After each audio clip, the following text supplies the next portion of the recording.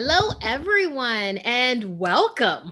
Welcome to the conclusion and finale episode of this dual campaign that we have been doing for the month of April. I am Markeia McCarty. I am GMing this dual campaign of Altered Carbon Birmingham Uprising. This is a supplement from Altered Carbon, the RPG. It's not technically available just yet, but it should be. And hey, depending on when you watch this VOD, maybe it is right now. And you want to take a look at what Birmingham would be like in the future. In particular, this campaign takes place in the year 2638. Wait, 2468? Okay, it takes place in the 24th century. So, and with this, Birmingham is not the Birmingham that you know, if you are familiar with it. We're in 2368.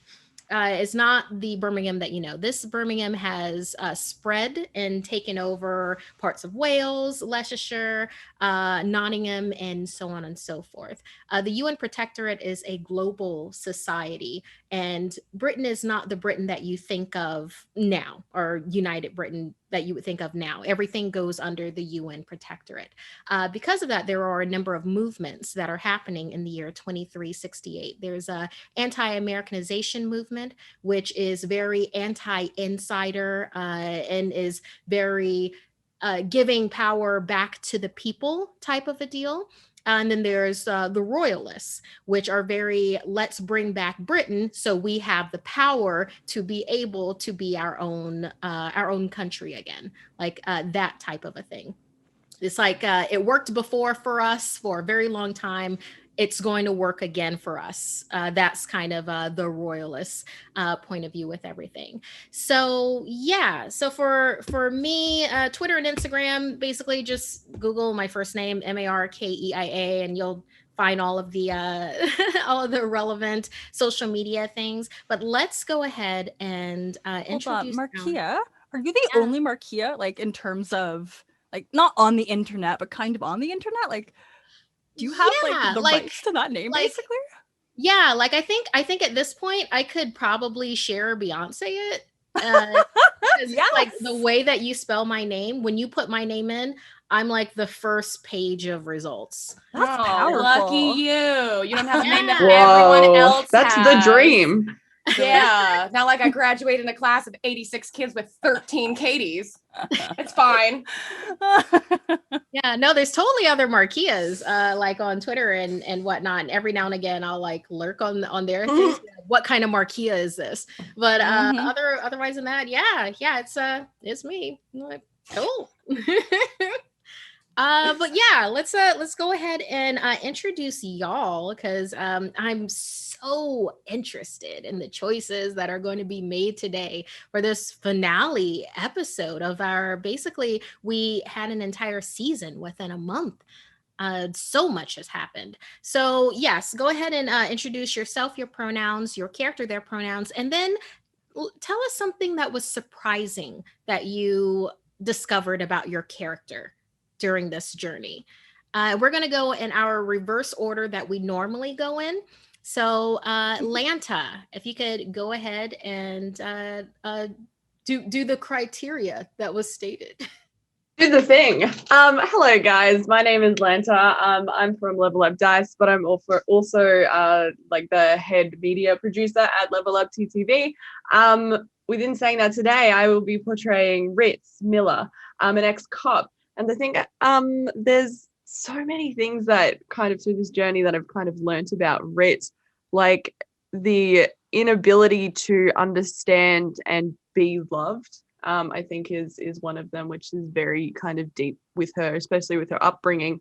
But within saying that, like, I don't think she's had an actual kind of set of friends before.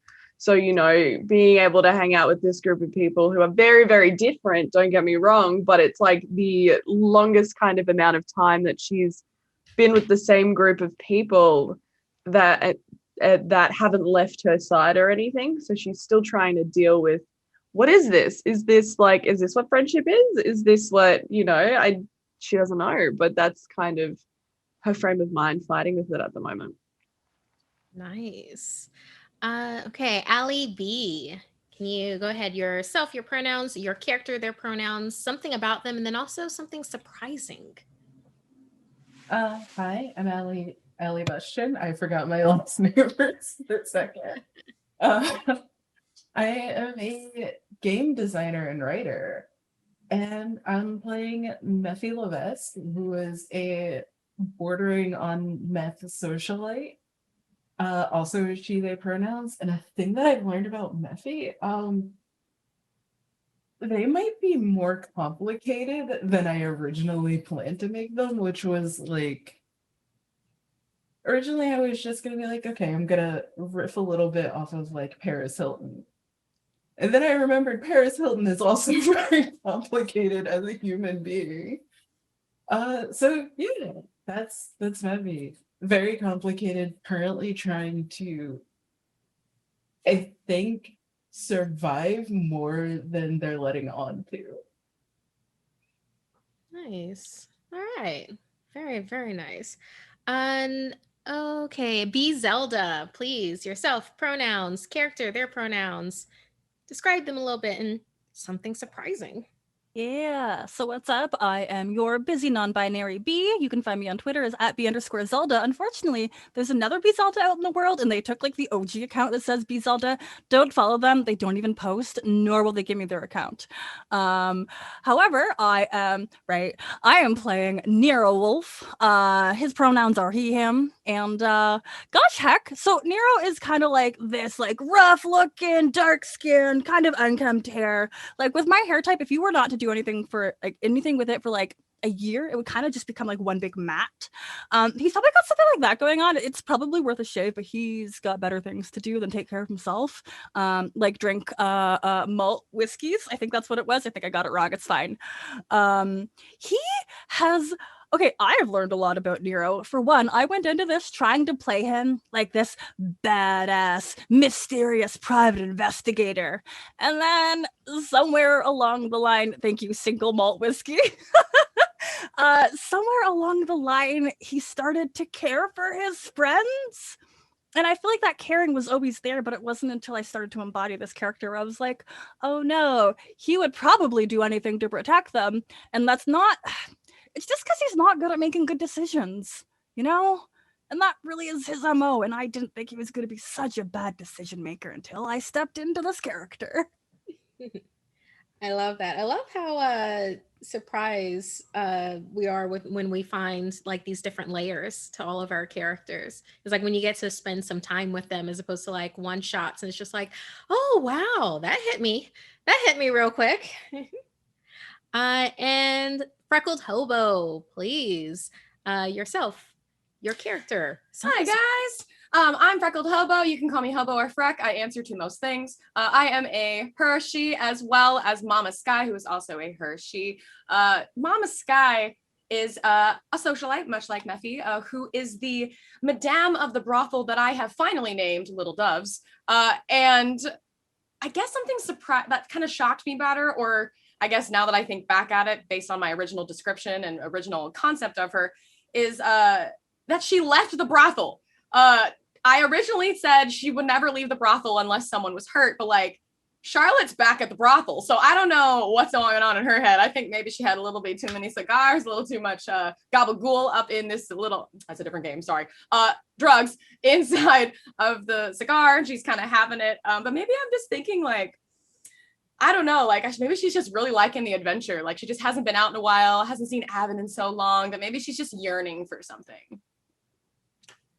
Nice. I like that. Well, you know, there's only so much.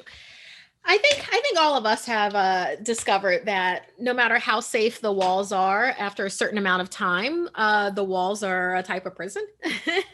They get boring.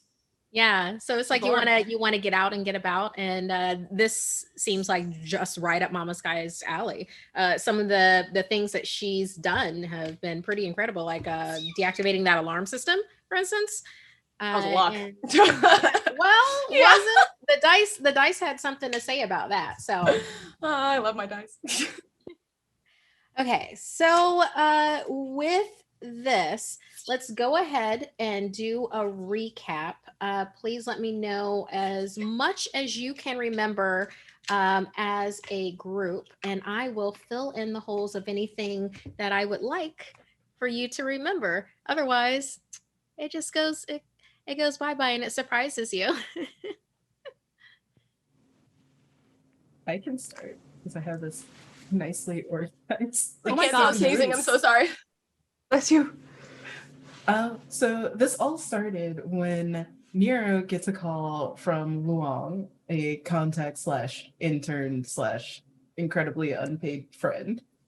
That Luan was in trouble, had stolen some information. It all comes out that it was stolen from Longbridge Air and Space, which is mostly owned, or at least very publicly owned, by the Windsor family, who are that Windsor family. I think they invested into it. I don't know if they necessarily own it. They but they've invested invested a lot of money into it. a lot.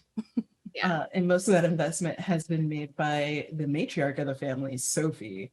And then there's her two sons, Charles, the wild child and party boy, who is friends with Mephi and actually just friends. And Henry, who is hungry for power and will probably one day get his mother killed in some way. Interesting prediction. Those are the notes that I wrote. Let's see. Last section. Is that everything from like the whole? Yeah, this is from the start to now. See, Luang, it turns out after a lot of investigating and everything, is tied to and possibly the clone, double sleeve clone of Nix Cartwright, a long-term cybersecurity operative at Longbridge Air and Space. We have just chased him down in the canals after driving his houseboat and terrorizing him. You stole his water motorcycle, which was so cool. Which is a That jet was ski. cool. We learned it's called a jet ski. Yep. I'm here for water motorcycles, so we're still on board. Yes, good. I have so many more notes, but yeah, that's the very, very short version. Leaving out a lot of very, very touching and maybe for the characters traumatic scenes that happened last week. Oh yeah, little flashback memories that we had. Yeah. It's okay to talk about that. This is the finale, so things are, feel free to talk about that as well. Yeah, but I want to leave everyone to talk about their I miss own. my man. I miss him and I don't know if he's dead. But he's a a pirate pirate. spirit when he helps you pilot the houseboat. So like that was really touching. I liked that. That That made was me so wonder if cute. he's alive or not, or if it's just like a concept of my imagination and I just go, you got it, daddy. Like he's just like that imaginary daddy that I have constantly in my head. Yeah, mine was dark. Basically it was like my first my flashback scene was going back to like the first time I actually had to go like fully undercover.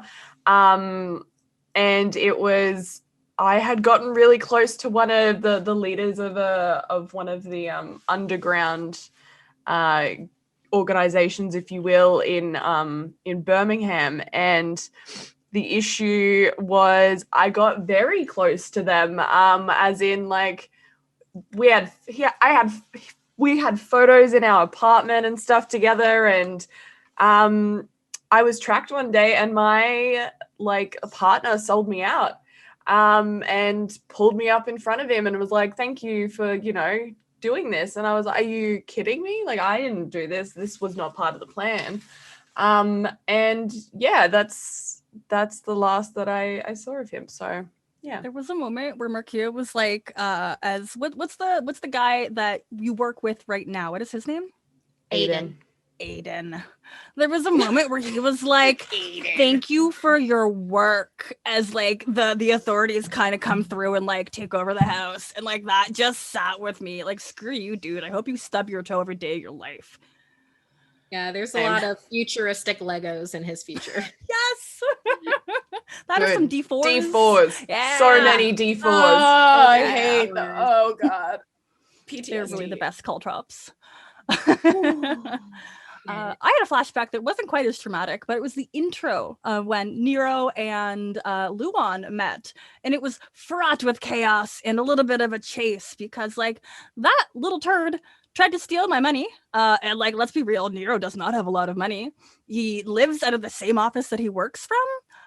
So he stole like my $50 that was going to be like my grocery funds. And I wasn't going to let that sit. So, ever since then, it's just been like the best relationship between him and I. Luan and I, besties, just not really. Nero needs his snacks. I get it. Mm-hmm. He just needs his snacks. If snacks is malt whiskey, yes, yeah. Yeah, I also have all of your whiskey still written down on a note. Thank you. Found. I have horrible notes except for other people. So. Right? The information that I don't write down.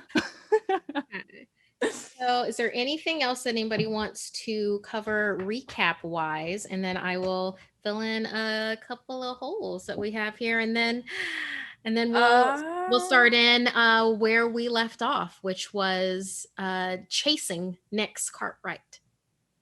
And locked down the city. I gave yeah. Markeia what she wanted. I gave her that Of influence points. them influence points. And yeah, I locked down like a section of the city so Nyx couldn't escape. And we ended up chasing him to oh my goodness, did I write it down? Of course I didn't. New Street Corridor. Yeah, New Street Corridor, because we followed him to the station, right? And he's on his way, what it seems to be, to the station. And that's where we like left a back off. entrance to it. Street yeah. Corridor. More secret, more clandestine. Less people know about it, less people have access to it. Who are the people that were kind of like milling about when we were driving around on our stolen motorcycle? Yes. Okay. So first off, for anyone who is in the chat right now, there is a giveaway that is going on. It's with a Level Up dice. So it is the MK Stealth set, which is like you have to have like a little light to like be able to see it, and they look really cool. Light. I've seen pictures and they look really cool. Go ahead and do ! level up, I believe is the key for it. So yeah, and get into that giveaway. Are you kidding? It's Level Up dice. What are you doing? Do it now. Drop your ! level up in there, like black light dice. Yes. Do it. Yes. Okay. So for B, for their question, yes. During the chase that y'all were doing to find Nick's Cartwright, keeping in mind that you had, we'll say, infiltrated his houseboat, you know that he is your direct location. He's your direct connection to Luan. Within his houseboat, you found evidence of double sleeving, which highly illegal. Highly. We're talking extermination on sight type of a thing if something like that can be proved. Something to keep in mind, Mephi Levesque right now is the person that has the proof for double sleeving. And as far as any of you know, that is the only proof that there is for that. And also, none of the rest of you know that. Mephi does know that. And with this, yes, Nick's Cartwright, he was a surprise for the Windsors and also for Longbridge Air and Space, because he was, as far as I knew, a loyal employee. And then one day, he all of a sudden steals this information that they don't want getting out right now. Also, to keep in mind, Longbridge Air and Space, I'm not certain if this group knows this, but it's like the people love Longbridge Air and Space. Like, it's not it's a big bad. No, it's like think of it like a space program or like colonization to needle cast to different colonies that are more Britain centric than say UN protectorate centric. People like Longbridge Air and Space. That does not mean that they know everything that goes on with Longbridge Air and Space though. So Yes, as soon as Nix came home and saw you, he booked it. He ran. He got on a motorcycle that had been specifically treated to not be able to be picked up by City Sense. However, Nero Wolf, he was able to get a bug onto that motorcycle. But, apart from that, Mama Sky hijacked his houseboat. Mephi ended up chasing after him on a water motorcycle, and then Ritzmeller and Nero Wolf were close behind, having, let's say, commandeered someone else's motorbike. And the chase through central waterways and tunnels and canals then took place. The two groups that you bypassed that started taking shots at you, that was the Hagley Street crew, and then also the NG Riders. Think of like NG Riders like family. Family is really, really important. They're two of the three groups of gangs that self-police Diamond Mile. So they were doing some sort of meet between Hagley Street crew and NG Riders. We don't know what they were doing, but they didn't like having a chase go through the middle of it. And that's why they started taking pot shots at you. Due to Ritz getting Aiden's aid to then lock down the city, Nix was then forced into one location, which possibly he was going to anyway, but now he had no other choice than to go there. And he went into New Street Corridor. And as you were all chasing him and kind of throttling back to then, finally talk to Nix about this, you just heard expletive, expletive, expletive. He was not having a good time with having been forced into this. And then also, just a quick thing, Mama Sky, you did realize when you were piloting the houseboat that you found a train schedule of the last train out of London. It was highlighted. That's something to keep in mind. New Street Station is a station to be able to leave for London with it. And now Nix is within the New Street corridor. And that is where, I want for all of you to look at your character sheets. Go ahead and pull up your character sheet, look down near the bottom. On the right-hand side, you will see your damage threshold. I want you to know that number. When you take damage, it comes out of that number. And look to the left, you'll see networks and affiliations. Those are the networks, and there might be a couple of surprises for a couple of you in there. Those networks are where you draw your information from, and they're also, you can think of it as people that you are loyal to or that are loyal to you. So yeah, go ahead and take a look at that, and then we'll go ahead and start our finale for Altered Carbon Birmingham Uprising. Expletive, echoing off the tunnel of this corridor. As you see as you actually hear Nix's motorbike kind of throttle back as he enters into the dark of this corridor. There is light on the far end where you see that there is a door that is lit in the very, very far end, but otherwise it's lower level light. And the part that you are in right now is just on the cusp of darkness. Let me know what you would like to do. I don't think we've stopped yet. So yeah, I'm just gonna literally drive straight up to the door, kick the stand on the bike and hop off. Yep. Okay, well, the door is further. Let's say that you go from the darkness into where it is better lit. And Mama Sky and Mephi. So there is not a waterway for this. You will have to get out of your your water bikes and your houseboat to be able to continue the chase. Well, if I must, I'll just make sure I grab that information and hop off. I'll pick up Mama Sky, or wait for Mama Sky. You gonna carry me? I love no.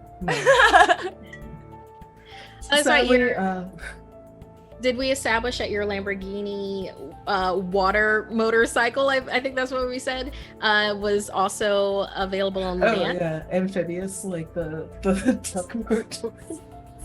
Is there like a sidecar that I can just hop into, put on little goggles, and just tell you to go? You know what? I love it. That's exactly what happened. There is a ramp that goes up this waterway, and Mephi and I kind of picture Mephi having like a scarf or something while she's doing this.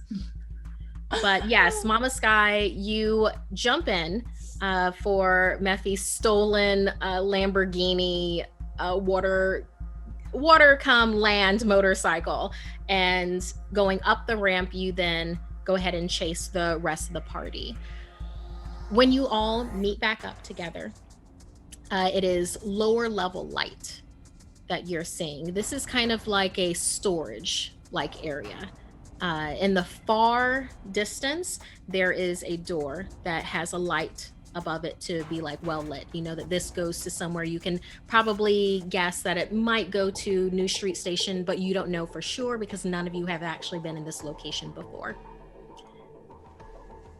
You see Nix's motorbike that is in the middle of the space. You do not see Nix. There is a number of larger boxes in this storage area. Let me know what you would like to do.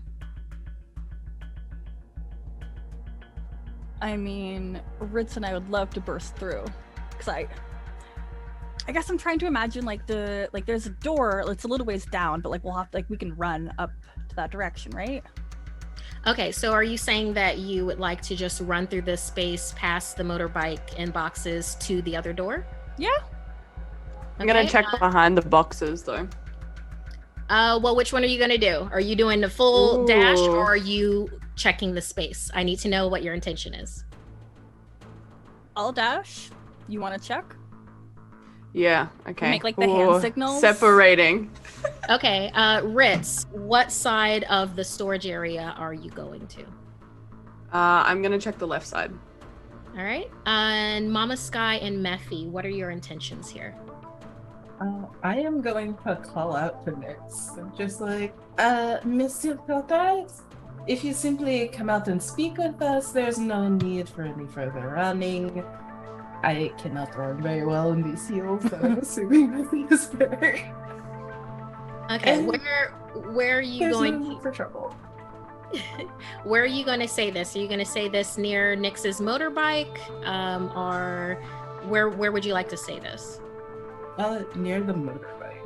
Okay, Mama Sky. Oh man, I can no longer threaten his house, so I have not a lot of cards to play. But I think I'll just you can threaten his motorbike if you want to continue with that is true. Destruction of property. Yeah.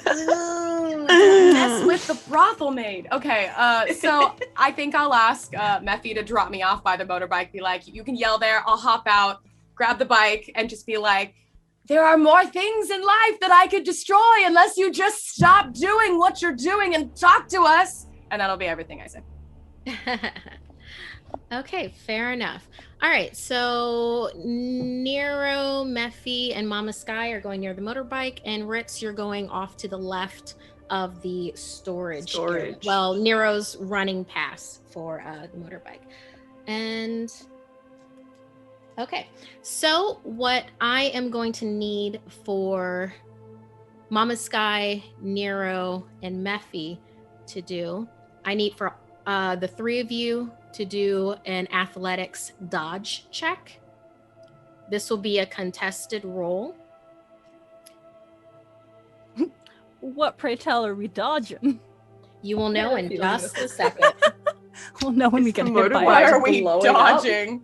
Yeah, this will be challenging. Go ahead and put a TR5. We'll do the higher end of challenging for y'all.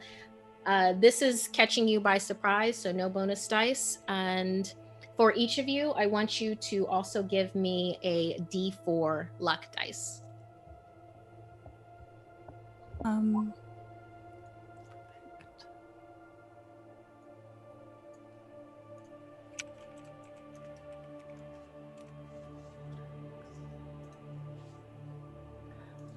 My brain blanked. Target number was 8? 9? 5. 5, thank you. Trying to give myself bonuses. This is a 1d4.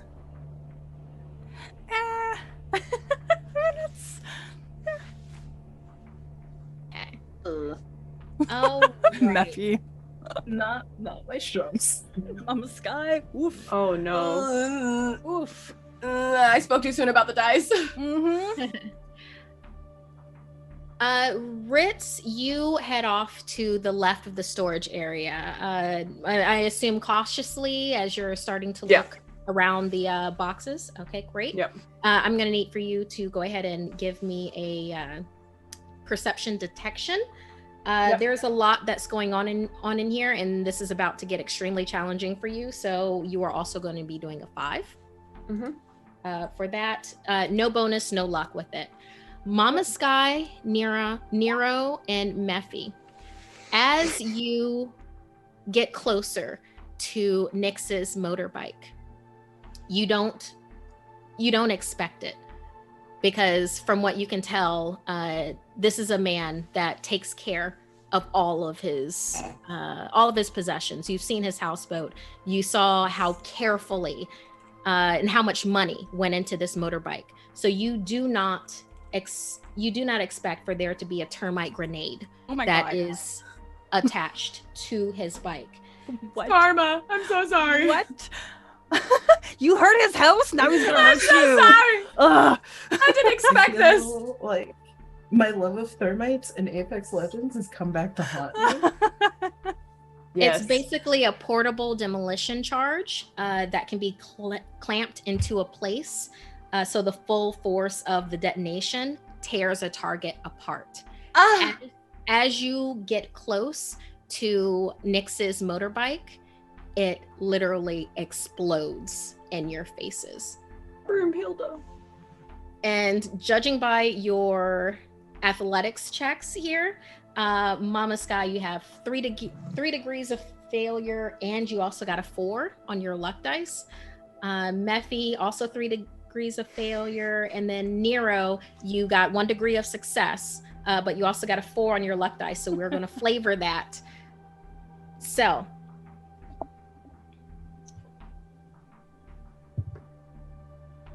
excellent. All right, so for Mama Sky and Meffy, if you can look at your damage thresholds real quick. It is 2d6 of damage per degree of failure, and you each got 3 degrees of failure. So I'm going to roll 6. That's a 2. Y'all might just die.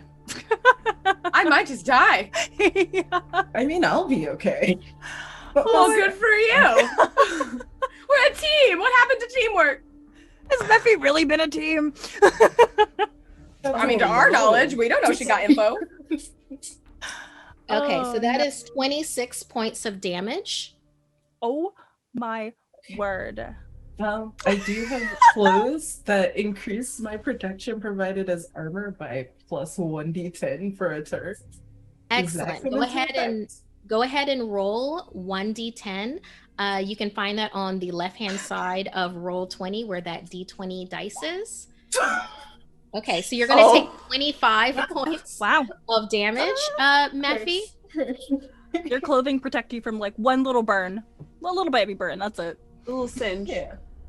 Okay. The clothes are fine. It's just everything else. So that leaves you with 5 points into your damage threshold goals, and then you will start taking wound. Well, then your health points will be affected. Mama Sky, do you have any type of equipment? Oh Maybe no. I don't think I have any type of equipment that would help with this, but is there a way that I could use one of my influence points to like call in like the massive health potion from God? Unfortunately not. No! I saved them for no Literally reason! I'm kidding. This is literally a situation where an influence Oh cannot be used. no. Okay, so the threshold points that I have then are 30. Okay, so you will So- take 26 So I've points got of damage. 4 left. So you have 4 left. Okay. Jeez. Just gonna do 4. Oh, fun. Oh, I think we were doing it at the same time. Oh, you were? Yeah, I just put it in there. Helping you out, you know. Thank you. Appreciate that. Okay, and Nero, you got 1 degree of success, Mm-hmm. which termite grenades do not tick. There is nothing that says that this is something that's happening. If anything, you might get a flash or something like that. However, with this termite grenade, none of that is there. It is literally just a reflex and an instinct that barely gets you out of the way. Here, because you also had, you got a 4 for your luck dice. Yes. Yeah. So how does my bad so luck you impact do me? you do get some residual damage, but it is only 2d6 as opposed to what it was before. Okay. All right, which is a total of 9. All right. So do you have any equipment that will soak up any of that impact? That would be under equipment. I'm not looking in the right space. I No believe I also problem. have like the super cool clothes. Yes, you have rigid cloth. So Yeah. go ahead and give me a roll of 1d10 to soak up some of that 9. Much better So than All the right, one. so you get 4 points of damage on your damage threshold. All right. That's not bad. I can handle that.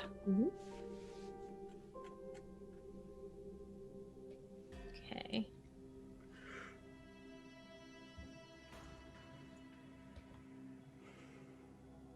Oh, I was looking in the wrong spot.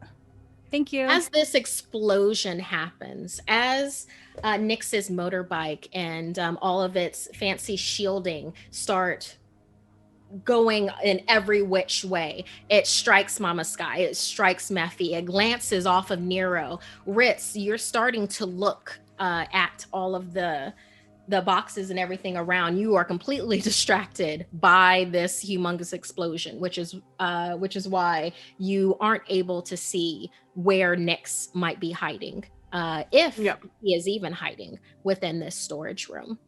Mm-hmm. There's a thundering in your ears and kind of like that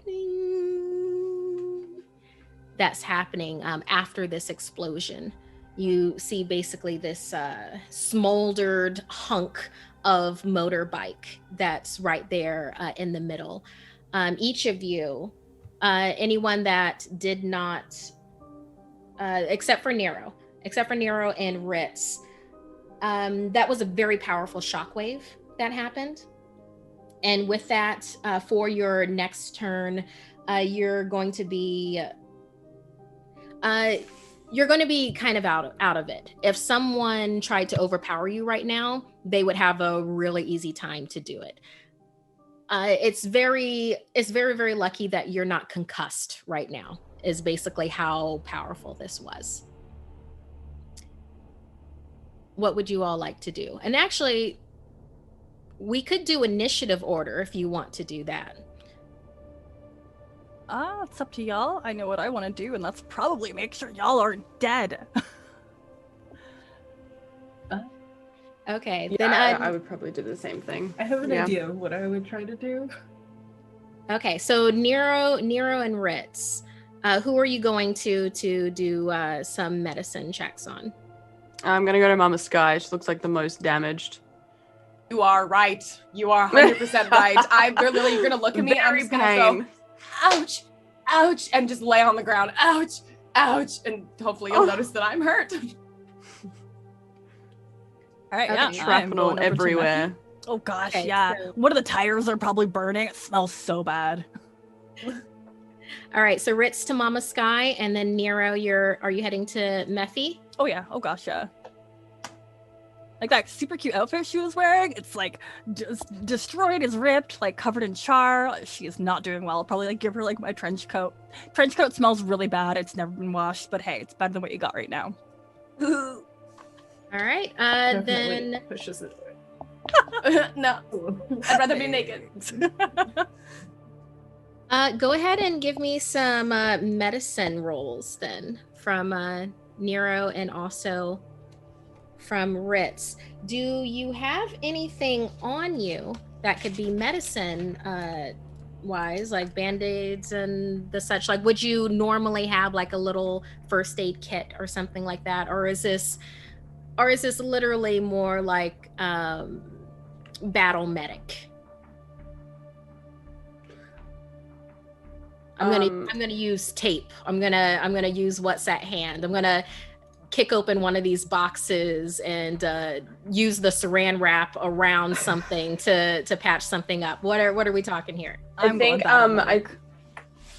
I think with Ritz's background, I'm able to kind of assess the wounds to like the best of my ability. And of course, if there's any like large bleeding, I feel like she would immediately kind of be at like rip her shirt to kind of stop the wound with, you know, extra cloth and stuff. Okay. And how about Nero? Digging around again. I tried to like offer my trench coat, but like that was rejected. Like I could rip up some of my socks and wrap that around the wound. How would that? And like just like the deadpan look that Mephi gives Nero, he kind of takes a couple steps back. Ritz, I don't really know how to help. I could get a hand. Okay, so Ritz, then we're gonna have this at the lower end of normal for you. Nero, this is going to be the higher end of tricky. So Ritz, your TR is an 8. Nero, your TR is a 7. We're not going to do any bonus dice or luck dice with this. We'll just see what the dice have to say with how much they can recover. We'll judge it by degrees of success. Mephi, I'm What? sorry. We did so well last game. There were aces across the board, left, right, and center, and now it's like fail. Karma balance. Oh, Yeah. I hate it. Yeah, Ugh. so we don't have any degrees of success, and we have for Nero 2 degrees of failure. Let's say that no. Mephi feels like they're okay, and they're you know, she's just like, you know what? No. No. Are you sure? Like, I got this little tissue in my pocket. It's stiff, but like, I only ever used it on my face. Oh, all right. I'll just put that away. And since I believe in meeting a target being like a type of being a type of success, I'll roll a d6. All right, so Mama Sky, you get 3 points of damage threshold back. Okay. Do you want me to change it, or do you want to change it? You can go ahead and change it. add 3 Yeah. to your 7. Yes. Okay, so you are within this storage area. You still have everything else that you've had in the journey up to this point. Your Onis and influence points are now open again if you wanted to try something like that. It's not really something that's going to come into effect when you're caught in an explosion. That's just one of those things. But you can contact other people. You can start searching the storage area. What would you like to do?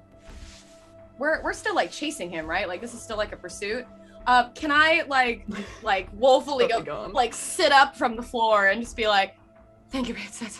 Not a lot, but I appreciate you." And pull out the information out of my boobs that I have of the thing and be like, I'm pretty sure he's gonna be on this. If we could just stop chasing him and hurting ourselves and things, maybe this will help us in the future. And I pull out the what do you call it, the train schedule and say, I think pretty sure he's gonna be on this train. Yeah. I'll grab it from you and have a look at it. Okay, so maybe instead of us, constantly chasing him, maybe we just get on the train, right? It's not much like, that wait for he him, can't really plan stop it. us when he's on a train.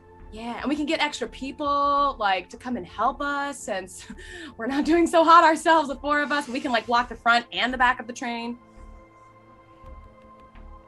Yeah. Yeah, Yeah. my only issue with all of this is I would love to be able to talk to Nyx. I just have so many questions. Like, what do they know about Luan? What is going on? And I do worry that if the authorities are involved, then, well, Nyx might not make it. Gotta be careful about this.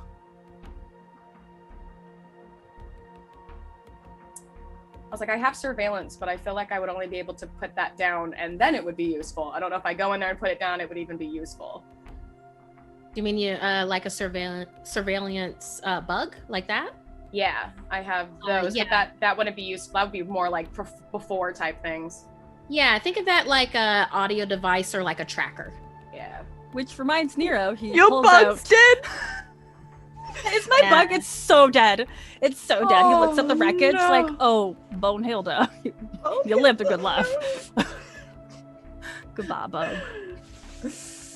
Oh man. Yeah, if it helps any, goodbye his motorbike too. And it was at least like the amount of time and stuff that he built into that was at least a price level 3 or 4. So Whoa. But my tiny tracking bug that was price level 1, that had sentimental value.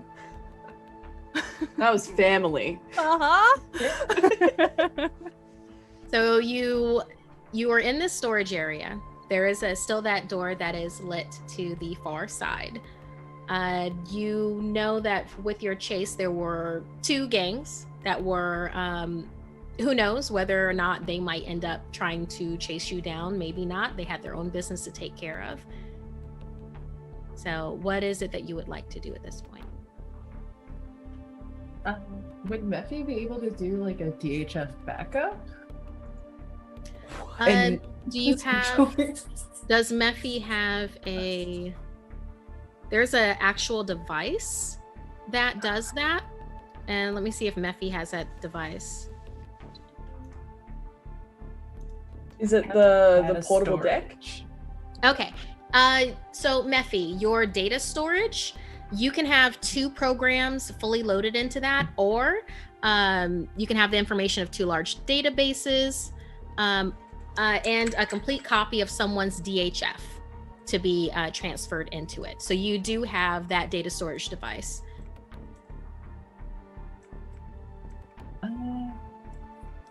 Keeping in mind that if you transfer somebody's DHF into that, that means they are no longer within their sleeve. They are in that device now.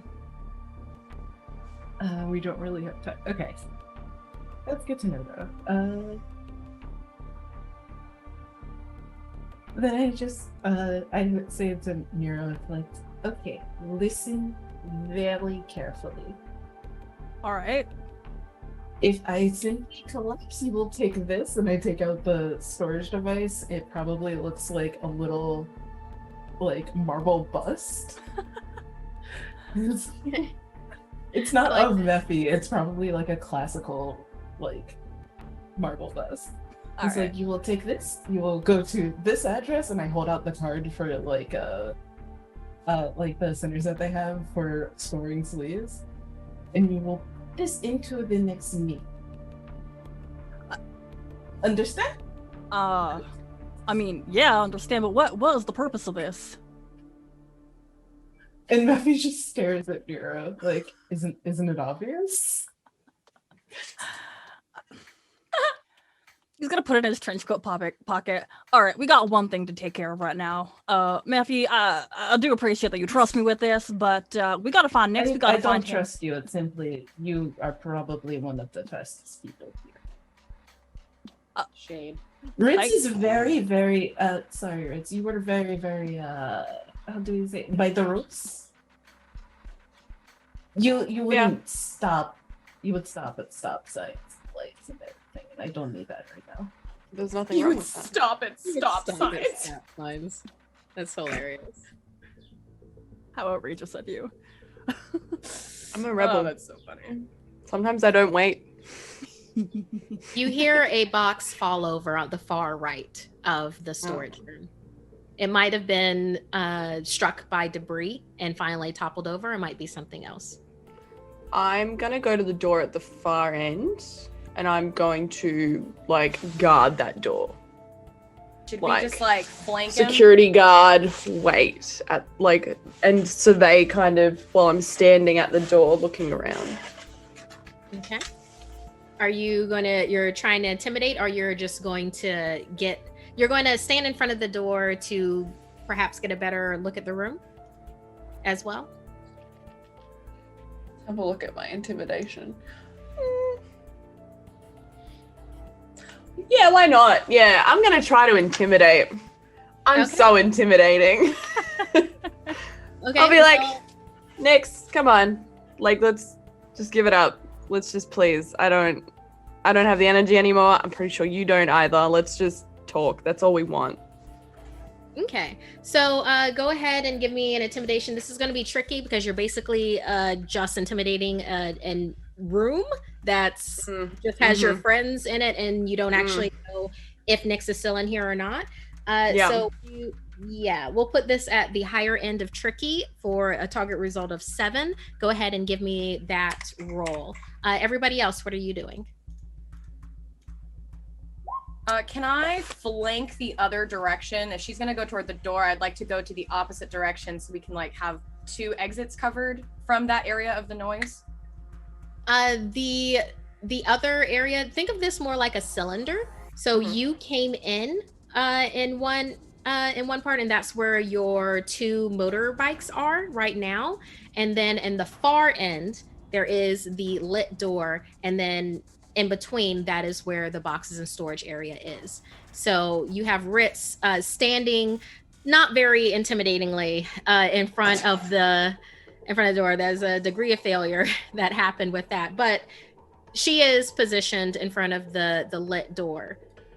Okay. So are you saying you want to stand with the motorbikes? I was, but now that I know that there's only 2 exits, or 2 in and out kind of a thing, I'll back up Ritz so that we're 2 and 2, so that it's a little buffier on each end. Okay, so are you standing in front of the motorbikes, or are you also standing in front of the door? In front of the door, where Ritz is. Okay, are you doing this like intimidation, or are you trying to get a better look at the room? Kind of in the middle. It's more of a support to Ritz to be yeah, there's 2 of us here, but she's more of the beginning honcho because she said things first. All right, go ahead and give me an intimidation roll. I'm gonna set it at the same target result that I did Ritz, which is a 7. Nero and Mephi, what would you like to do? I think Nero would kind of shout over at Ritz. What do you see from over there? Should I do a perimeter search? What was the target number? 7. Yeah, if you guys want to scope out split separate ways to see what's going on, that'd probably be best. From where I'm standing, I can see the bike, can't I? From where you're standing, you can see the demolished bike in the far distance, your motorbikes, and then there's darkness. Yeah, okay, cool. And then because if anyone had kind of goes through, we might be able to see them due to the fact that we're standing with our backs to the door facing that way. Thoughts anyway. Realistically, probably not. So Mephi and Nero, are you searching the storage room then? And if so, tell me the direction you're going. Well, Mephi will kind of search, but because they're not very good at it, we'll just be like, Nix, please, that was not me. It was very painful, and that was not very polite. We simply want to talk. We are not with the authorities. We're not even with the Longbridge Air and Space, because yes, we do in fact know about that. Okay, so Mephi, give me an empathy diplomacy roll. You are basically saying this to the room. This will still be tricky. Give me a target result of 7 because you don't have a definite target. Nero, are you searching right now? Are you all right? Go ahead and give me a search roll. We'll also set this at a 7. This is a big room, and right now you are the only person searching. I know. Kicking some crates as I go. We'll see how well it is. So no bonus dice are left, right? No. A good crate. Oh my goodness, so good tonight. What's wrong with us? I mean, I got it, but y'all, I don't know. Yeah. Okay, so Mama Sky, you back up Ritz at the door, and this kind of feels comfortable for you because when you were first starting out, you had to do a whole lot of your own talking and muscle type of a thing. So you know how to make your stature look intimidating. You know how to eagle eye and mad dog like nobody's business. You can't get to where you are in your industry without being able to do that. So you are extremely successful. Someone is going to think twice before they're going anywhere near that door. Mephi, what you're saying is very, very good. It's really good. It's exactly the note that it needs to be. Unfortunately, this is a large room and your voice is not carrying. So unless Nyx is very close to you or nearby, he's just not able to hear what you're saying, which is why that degree of failure comes in. Nero, I'm sorry, which side of the room did you go to? Oh yeah, Left I or- didn't specify. I was thinking. So I was trying to visualize. So Ritz and Mama Sky, are they by the entrance to the station or the exit? It's from where you are. Think of it as an entrance to the station because you assume that the station would be past that door. Okay. Since you came from canals and waterways, and like this is like a back way. Mm-hmm. Yeah. Okay. Yeah. Probably closer to where they are. Okay. So left hand side or right hand side? Oh, we'll say left. I like left. All right. Great. So with 3 degrees of success, Nero, you go into your like sleuth mode. You have Luan on your mind. You know that Nyx is that connection that you need. You have got to get answers out of him. Y'all know where he will be because of the train schedule, but you'd prefer to get a hold of him now. Yeah. And then, of course, there's that whole having to answer for the whole exploding motorbike thing that you would love to talk to him about.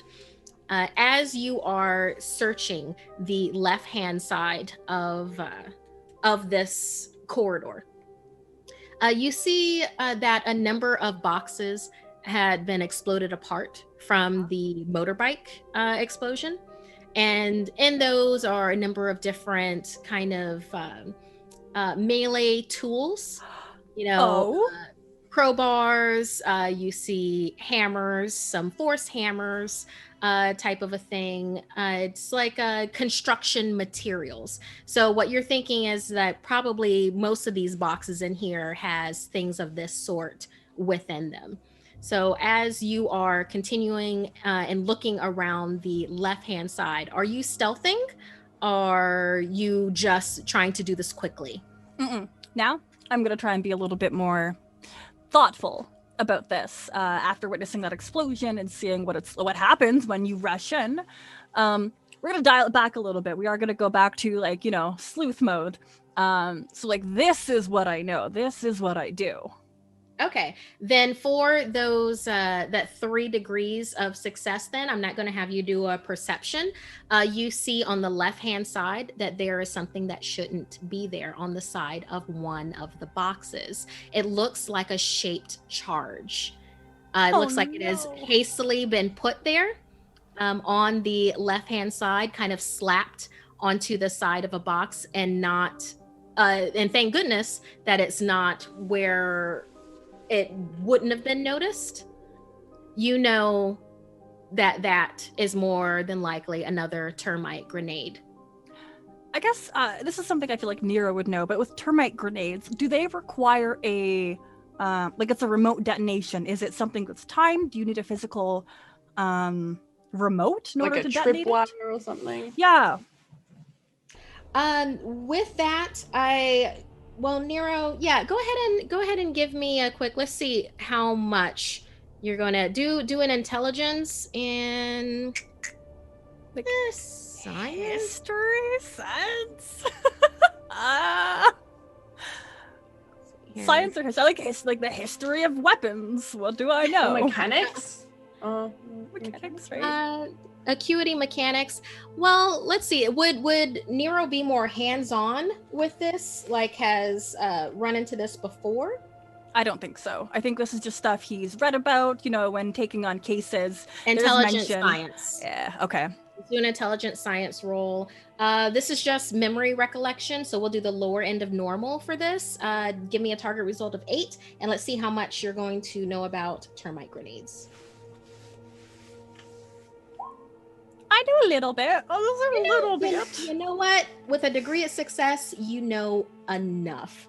All right, so for this, you know that termite grenades are never thrown. They are not stable to be thrown. They are, think of it like a portable demolition charge. Mhm. And with this one in particular, this is not a proximity thing. It's like, for this one in particular, this is somebody does a little clicky and explodey. Remote And I'm using the really good scientific terms. clicky, With yes. this for a degree of success. Click, go, boom. Clicky explodey. I'm not gonna say anything, but I'm like not with my mouth words. Nero will turn to Ritz and signal. I've unfortunately I spent a little bit of time with like people on the force. Yeah, it's like hand charades, but I'm signaling that there is an explosion nearby in that direction. Be careful and use your eyes. Yeah, and then Got you know that this is small. Okay. You know that it's small. This is meant to maybe take out a party. This is not meant to take down a building. Like termite grenades can depending on it can take out like a ton of material. This is not that big. Okay. Yeah, so I'm gonna rely on Ritz to kind of like relay that information to Mephi and Mama Sky. Can I check the right side of the room while like we're all just kind of like vibing? Absolutely. Does everybody else still want to do the same thing that they were doing, or would somebody else like to search? What would you like to do as a party? Damn it. I'm stuck to this door. I'm staying by this door. So like Mama Sky, like I am not gonna move from here. So if you want to go and have a look around, go for it. Yeah, I'll follow the lead, technically, of Nero, just to like showing where he's like, this is the bad part, this is where I'm going, and kind of mirror him, but also, being aware that there may be a death around the corner for me. Okay, so going from the door, you're heading through the right-hand side? Yeah. And Nero, is it that from the middle, are you going back past the motorbike, or are you going back around to... I'm gonna go back past the motorbike because I know that area is safe. Got it. Mephi, what are you up to? You see both Mama Sky and Nero heading towards the right-hand side. I'm gonna go back towards where we came in and just continue like trying to talk. And since I noticed like, hey, I can't hear myself aside from the way I would normally hear myself, like it's not bouncing off the walls. Okay. Great, We'll try to project a little bit more. Give me another diplomacy. Target of 7. And I need a perception search from both Nero and Mama Sky. Still, this is a big room, so this is still going to be a 7 for you as well. So go ahead and give me those rolls. No bonus dice, no luck dice. Is it not like an easier because we've got 2 people helping out now? It's still a pretty big room. All right, I tried. But I think Mephi's going to help you out a little bit here because she just rolled a 2 under a target of 7. Finally. Ha, my eyes are closed. Oof. I mean, I have something for that later. And Mama Sky, your roll? Say it again, you were glitching on my end. And I have construction, as usual, outside. No worries. Perception, search, and your target result is a 7. As Mephi is just really getting into like the spiel of, Mephi is used to talking at people. People listen when Mephi talks. That is how it goes.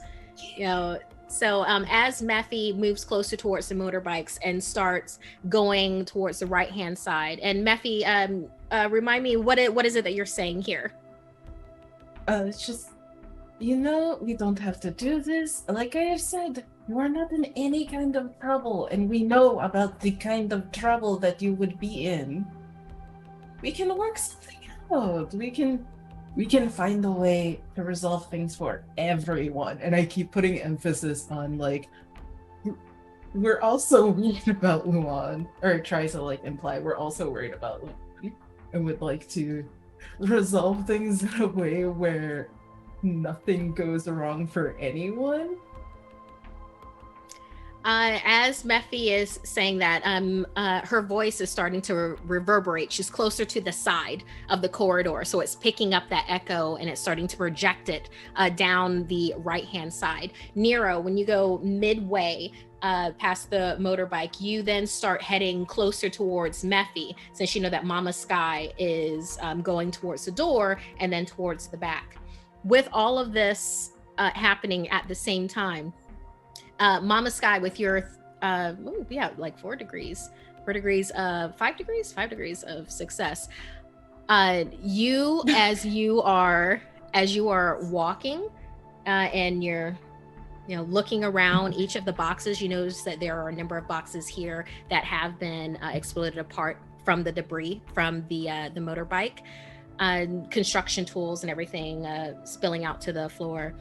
You see a figure hunkered down and looking over the box, looking towards Nero and Mephi. You're just judging from the back because you did see him from the front. You are very certain that this is Nyx, and he is staring at Nero and towards Mephi's direction. He does not realize that you're behind him. Excellent. I'm just gonna try to do, I know I want to say like thieves can't, but I'm just gonna try to like look at Nero and just be like, and I hope that he just goes, go for it. I want to tackle this person since I have like basically the element of surprise. All right. Like, nod. Yeah. Yeah. Because All I know right, better than that. Let's go. All right then. Nero. Well, you know what? We're gonna say that you yell while you tackle. So that way we don't have to have the other characters do like a read expression or anything like that. All right. So with that, that's a brawl. You're brawling. He does not see you coming, so this will not be tricky. We're gonna do this at the higher end of normal for you, which will be a 9. Target result of 9. Go ahead and roll me a brawl. Since he is, since also he's not expecting this at all, go ahead and give me a bonus dice at the same level that your brawl is. Oh, a 9? That your brawl is. It looks like your brawl is a D12. So give me one bonus dice of a D12. Okay, and any luck roll dice? with it. Do you want me to do luck dice with this? I can give you luck dice. What? I just prompt you because it prompts me. You know what? Sure. Okay. All right. No, this is really, really good. Okay. Yeah. So, Mama Sky, tell me what this looks like, because this is a very big success for you to not only tackle, but grapple and hold on to Nyx. Okay. I'm going to, I believe I think it was Nero who did this. I think they did like a grapple with like their whole upper body back in the MMA matches. But I will like do the whole signal, just be like, and then you see Nero, yes, and then literally just full speed run with my dainty little feet as fast as I can, and then use my upper body strength to grapple around his waist to bring him to the ground. Let's just say that this roar comes from Mama Sky. Oh, this is exactly like this rock star roar comes from Mama Sky as she's doing this. When she does that, because it's like, yeah, that's a very, very good success. We're gonna say that Nyx was holding a force hammer, and that flies out of his grasp, not far, but it is still within, it's just out of arm's reach for him, but you did tackle him enough to have a weapon that he had grabbed fly from his hand. Everyone else, then you have this opportunity to get close to Nyx while Mama Sky is grappling him on the ground. Perfect. Would you say that a crowbar would do more damage than a periscope baton, or vice versa? I would stick with your baton since unless you're saying that as an intimidation thing to Nyx. I would stick with your baton. Okay, we'll stick with the baton. I'm gonna revisit our safety tools just in case. Now, I would know that. I wouldn't know, would I? Fuck it. We're gonna do it anyway. I'm gonna go to where Nero found the charge. Okay. I'm gonna pick it up. I'm gonna try to just pick it up. Whoa! Bold moves. I love it. Oh my! Finale. Wow. Yeah. Okay. You know I'll what? either detonate in my hand or That's not. a lot. I love it. Ritz. Okay. Has Ritz worked with termite grenades before? I think Ritz has worked with some sort of explosives before, be it like disarming charges and stuff like that through cop line of work. Okay. All right. Well, this is an intelligence engineering role. Like that is what it is for dealing with explosives. Yep. We won't make this challenging then, since Ritz has had some experience with this, but also Ritz is an ex-cop and has not had experience lately. Currently, yeah. So we won't do this challenging, but we will do this at the lower edge of tricky. So this will be a target result of 6 for you. We will give you a bonus dice, just a D12, better than nothing. And I want you to put a luck dice on there of a D4. This can go amazingly well or disastrous. I'm so scared. All right. Hey. Okay. Okay. Very, very nice. So you rolled a 4 for your skill check. You got an ace on your bonus, but then you got a 4 on your luck dice. So we're gonna have that. That's a catastrophe for luck, but it's okay because you got your skill roll underneath there. And your bonus dice is also very, very choice. So, but we are gonna flavor it. We are gonna flavor it a little bit. Ritz, you're able to scrape the termite grenade off. You don't know what Ritz used to this epoxy or something to stick it on the side of the box, but for some reason it does not. And this is birth sleeve, yes? Yes. You? Yep. For some reason, it's like on your hand. You literally do not want to hold it. It burns while you're holding it in your hand. You have successfully pulled up this termite grenade, but with the fact of how this hurts you, you're pretty certain that Nyx is probably in either a synthetic sleeve, or he used something to not have this picked up with his bare hands. So you have the termite grenade successfully. You can transport that around. I am gonna, if you keep on holding it in your bare hands, I am gonna have you start rolling for that. For like endurance, like with pain, and if you get degrees of failure on that, you will drop it. Yeah, easy. Okay. But you have that termite grenade. Cool. Sick. I want to go up to Nyx and stick it on his back.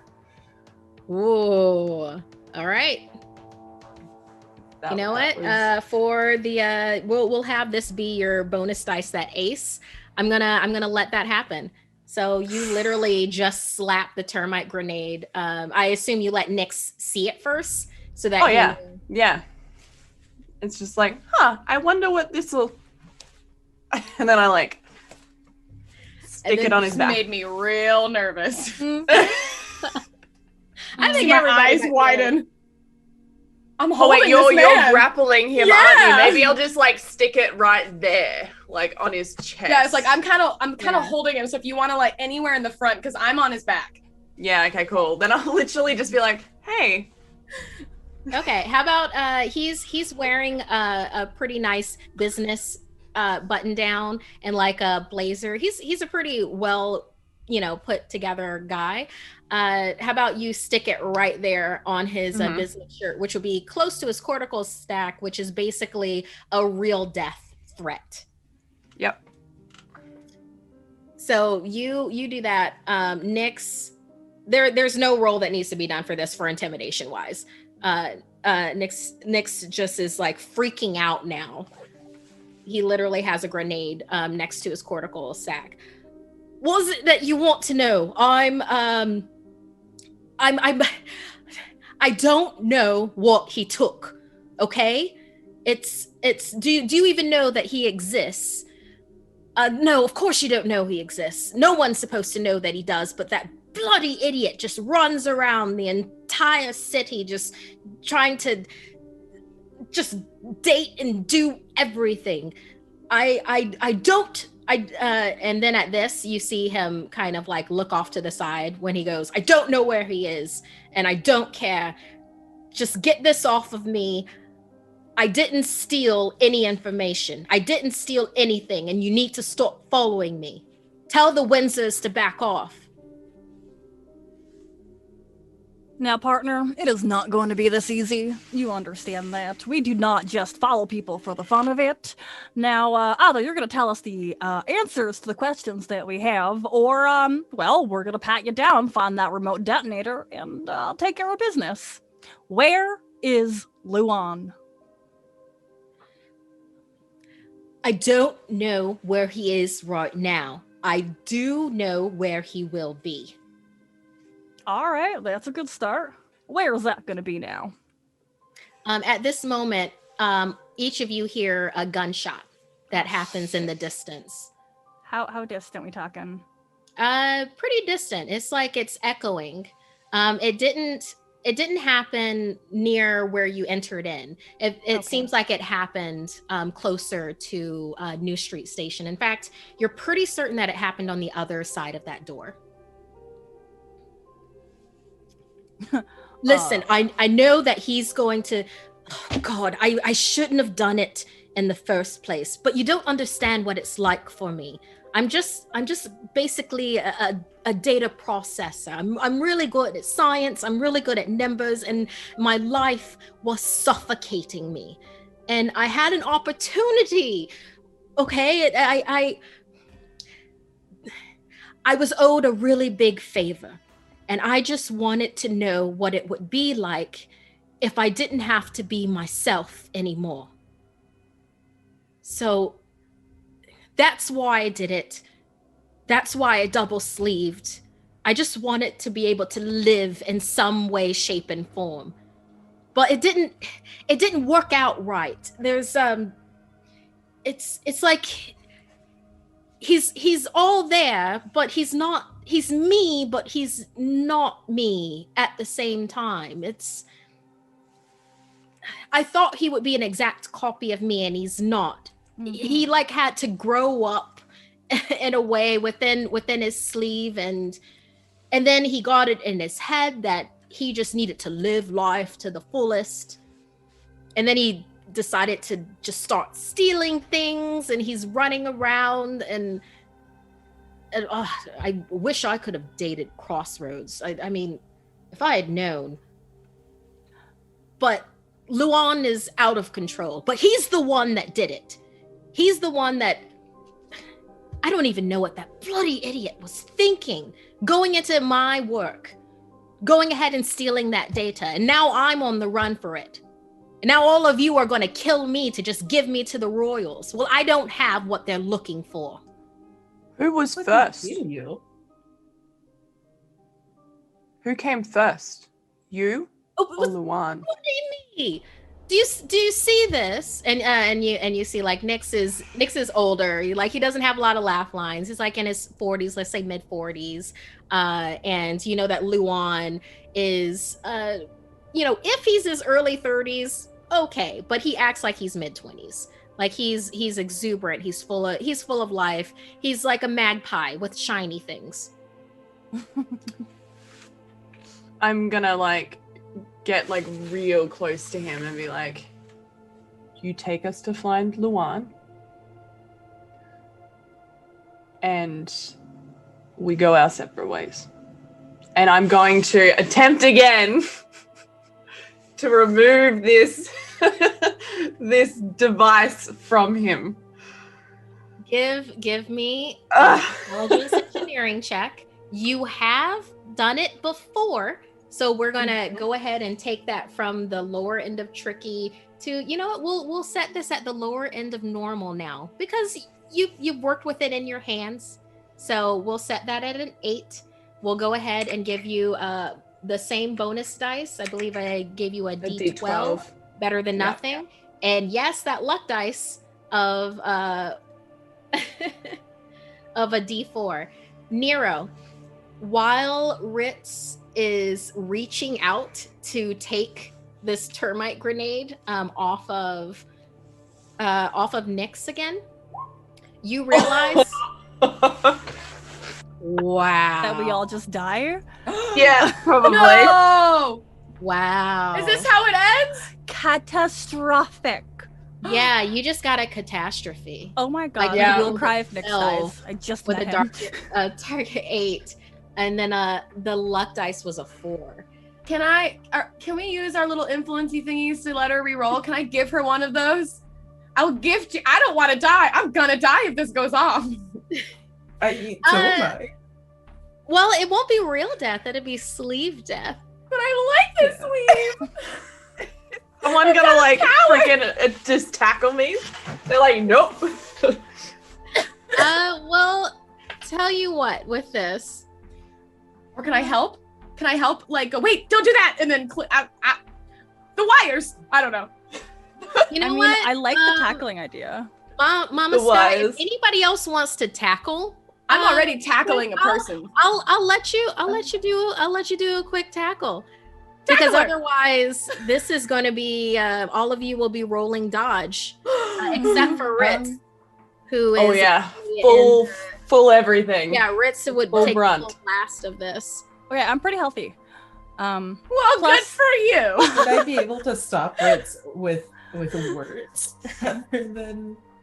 I feel like we're Rather than reacting a to like tackle. this already being. Oh, Mephi, how do you have 5 influence points that we haven't used yet? I Has have 2. Stockpiled them for this exact episode. Same. Y'all. I just go. Rates. No, don't you. I'm pretty sure explosives aren't supposed to be moved this often. How about we do this instead? Mephi, Yeah.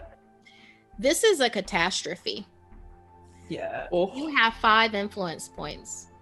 Ooh, she's Yeah. gonna make you use them all. If you give me 4, which is 1 for each of you, then I will let this go into the next scene. This will be extremely successful, and you will figure out what that gunshot was all about that you heard.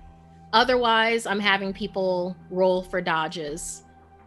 I'm having this go off. I'm using him as a human shield if that happens. You'll have 1 left. Or you can choose to only use some for some people and not others.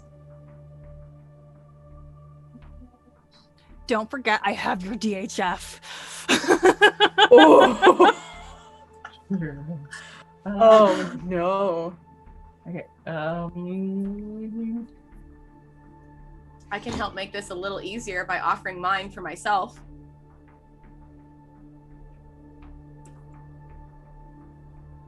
That's You're 3 gonna just influence continue. points on you. That leaves you with Yeah, because 2. then that'd be 3 on your end and 1 on my end. Would I Either be able way, to- I want 4 influence points for everyone to get out of this. I do want to keep 2. just 2. Okay, yeah, I will happily give Right. one of my 2. So then we'll both be left. Well, you'll be left with 2, and I'll have 1. So in case we have one more situation we have to get out Oh of. my lord. Yes. I am Blessed. not I'm Blessed. far out. Mephi, as Ritz Miller is reaching towards this termite grenade, you get this feeling that comes over you, and you realize that you have kept a device on yourself just for this particular situation. You have a small device you just have in a pouch pocket where you can store explosive devices within it, and most importantly, that it will stop a remote. Like it's like if you pull a remote, it's not going to get to the bomb within inside. Before Ritz Miller can grab the termite grenade right on the front of Nyx, you swiftly clamp your device on top of it. Ritz is then unable to grab this termite grenade. Mephi does have it, takes it off of the front of Nyx's shirt, and then stores it into a pouch. You do not have the detonator, but you do have the actual termite grenade itself. Nero, you realize that throughout all of this, your Oni has been blinking. Oh shit. You missed a call. Oh no. As you pull up the call, it's Luan. No! I'm so mad. And you hear Luan saying your name.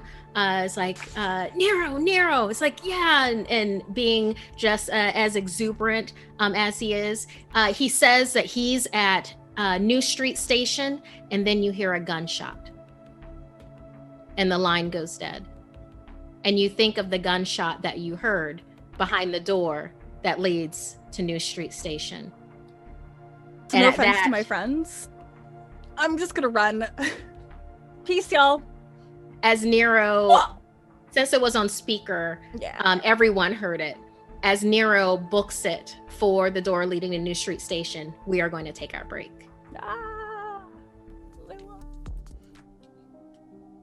And welcome back to the second half of Altered Carbon Birmingham Uprising for this part of this dual campaign that we've been running for the month of April. It has been a collaboration with Level Up Dice. On Thursdays at 1 p.m. PT, we had a certain half of the story that happened. And then on Fridays with our crew right here, we had a different story that was happening concurrently.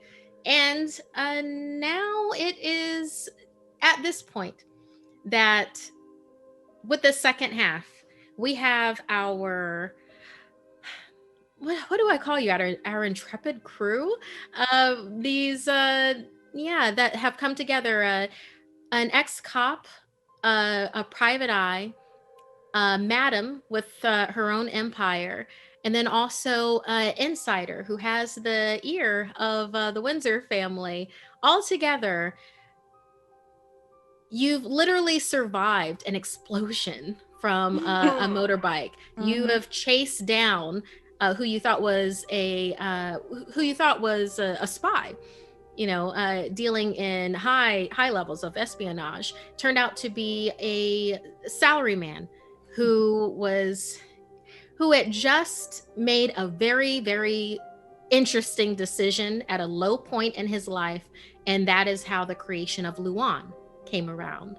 Luan is a product of a double sleeving, who is Nyx, but is not Nyx. Luan is Luan, but also has all of the clearances that Nyx had, for the simple fact that he knew them all, because from his base, he was Nyx. Luan has the information that the Windsors and also Longbridge Air and Space want. He has also left a message on Nero's Oni. Unfortunately, because of everything that was going on, motorbikes exploding, a termite grenade almost exploding within everybody's faces. Because of all of this, the call was missed. At the end of the call, literally the end, there was a gunshot. There was a gunshot heard on the other side of a door nearby. With your crew in the New Street corridor, which is attached to the New Street station, now Nero, and I assume everybody else, is now following him to bust through that door and see what there is to see. One. Can I quickly do something? Absolutely. I'm going to like hold Nyx's hand and be like, I'm going to take your cortical stack. I'm going to leave your body here. I need you to trust me on this. Like looking like directly into it, like. And Mephi No, will there's back herself. not going to be a roll on this. Nyx is freaking the F out. He's like, no, you're literally the same person that put a termite grenade on his You're right. chest. Yeah. So he's now, he's trying to get Mama Sky off of him, and he's like backpedaling. He's like, no. I already told you everything that you wanted to know. Everything. I don't know anything else, and you are not taking my cortical stack. That's not happening. Ooh, let me pull out my switchblade, put it to his throat, and say, you better give her your cortical stack, bitch. And Mephi will step in as the voice and put a hand on his shoulder. And it's just like, this is the best and most secure way to get at least you and hopefully Luan, wherever he might be, if he's actually in the station we just heard a gunshot from, out of here without anyone noticing. This I can take care of you. This is contested as fuck, and I love it. Final. Love it. I love it. Yes, absolutely. So Mephi, you are going to give me let's see, empathy diplomacy here. No. Wait. Let's see how we can go with this. Let's say empathy expression. That you're coming across like you're putting everything forward that I can be trusted because I'm an insider, but maybe I'm not one of them. Like that kind of a thing. So give me, this will not be easy, by the way. This is a heck of a thing. But we'll add up your degrees of failure and we'll add up your degrees of success. And then depending on what Nyx rolls, that's how we will determine this contested. So don't worry if your target result is lower and you're not getting that. It's going to go up against what he rolls. So we're going to put this on the lower end of challenging. You're literally asking for someone to cut out their cortical stack or let you cut it out to then carry them around. Either that or downloading them into a... Mephi already utilized her device. So if somebody else has that device, then to download into that, leaving this sleeve lifeless. So we're going to put this at the higher edge of challenging. 5 will be your target result for you to be able to roll it and roll 20. But Mephi, yes, you were giving me expression. Mama Sky, you were giving me intimidation. Ritz, I'm sorry, were you also going for intimidation? Ritz just needs to shut down. I don't know. I wasn't necessarily going for... Okay, it's really tough to say what it was because it wasn't intimidation due to the fact that it was like I had dropped all of that. It was kind of me going for more of, I reckon, like a diplomacy or like an empathy kind of like, this is the best option for you. Okay. Like I'm not... Yeah. Okay, your diplomacy and your expression are the same. I, peek behind the curtains. I gave Mephi expression because that was Mephi's better one. So Fair. Yeah, so but since yours are the same, just also give me an empathy expression. Keeping in mind, everybody's TR is with challenging. I want everyone to give me luck dice on this. We are going with what's the target number? Sorry. Challenging, top of challenging, which is a 5. 5, yeah, okay, cool. Everyone is giving me luck dice on this, which is a D4. I'm also going to go ahead and roll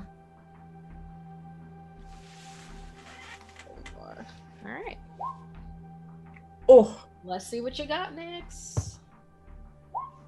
Holy crap. Nope. Whoa, y'all are gonna have to really. That was. Yeah, I thought you were going, oh, to mine. Holy I did good. Okay. No. Mama Sky. Literally, he rolled a 1. He rolled a 1 on for what y'all would have to contest, and it's nuts that you also rolled a 1. Yay! Keeping in mind that I like when it like meets to give it to the player, barely give it to the player. So Ritz did an expression. You got a degree of failure. And Mephi, go ahead and give me your roll. Or am I not seeing it? I saw. Oh, it's there. It's there. Yep. You know, I'm playing. I had to. For that. I had to. Why not? Scroll down. I had to scroll down for it. Mephi got a catastrophe. Skill was a degree over, and then like luck was a 4. All right. Yeah. Nyx is intimidated thoroughly by Mama Sky. He does not in any way, shape, or form accept what Ritz and Mephi are shoveling to him. With Mama Sky literally threatening him like against his throat, and that he's also still grappled by her. He is paying attention to her, but he is still not going to give up his cortical stack because he literally also rolled an ace. So unless you want to give me an influence point, I will let you temporarily take over narrative control of this encounter for Nyx. Otherwise, this is about to turn into a fight with Nero already running for the door.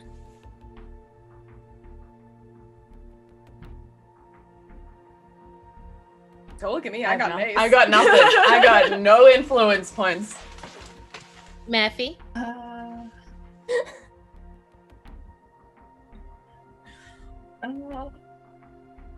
You've got 2. What's 1? I do have 2. Something tells me we're gonna need more than 1 at the end of this. Don't you just want to take narrative control? If not, Nyx is going to roll initiative, and this is going to be a fight. Nero will not be part of this fight because he's already heading for the door. Yeah. I think. Now this is the one that I think. When it becomes really obvious that Nyx isn't going to give up, Mephi just gives him a disappointed look, and it's like, you could have been left so much more. Oh well, there are many of you out there, and we'll just follow casually after Nero. What? So you're leaving Ritz and Mama Sky to fight Nyx? Yeah, like if he's not gonna listen to me, and I'm like, hey, I could just give you a new life. I can just murder, death right now. Yeah, no problem. I need for Ritz, Mama Sky to roll initiative. I'm gonna die. I'm gonna die. No, you won't. No, you won't. Points. What do you mean? No, I won't. No, it's fine. It's fine. It's fine. It's fine. Is it fine? It's fine. Just run. But I'm the only thing keeping him from moving. Okay, Mama, go ahead and give me your speed dice. If you remember, it's however many. If you look at your perception to the right of it, there's a number in parentheses. That's how many. That's how many d6s you're going to roll. And you can find that to the left-hand side of roll 20. When you look down on that bar. Awesome. Oof. What do you mean, oof? I never get to see it until you guys say something. Yeah. Ritz and Mama, what are... Oh, man. What are the dice that you want to utilize? All right. 1. All right. 6. 1, 6. All right. Nyx also rolled a 1. 2 and a 4. And he's also going to use his 1 for that. But let's continue to Nero and also Mephi. Nero, you heard that message. Everyone heard that message. You remember hearing that gunshot. And it was so close by. You book it. You book it for that doorway. You barely see your surroundings. It's like all in a blur for you as you start and you grapple like with that door, swinging it open into this hallway. As you are doing that, you see a man, a tall man wearing a colorful Hawaiian shirt, red bandana on his forehead, circular sunglasses. You see him running in the far end of the hallway. You see directly behind this tallish man with a red bandana on his forehead in this colorful Hawaiian shirt. He also has a leather trench coat flowing out behind him. You see right behind him a woman in an evening gown, of all things, and heels, running right behind him as they turn the corner in the hallway. When you look to the left, you see a body laying in the hallway. You Rush see to the body. As you get closer, you see that there is a person that is practically on top of the body, like laying over the torso, and is doing something that you can't see, like to the face and neck area. From what you can see from behind, it perhaps might be, it's a slight figure wearing a high bun, dark purple clothing with black, like very, very slight personage. Nero might think of like a technician type, might be this type of person. And with the body on the ground, you just see them draped over it doing something. What would Nero like to do as you get closer to this body?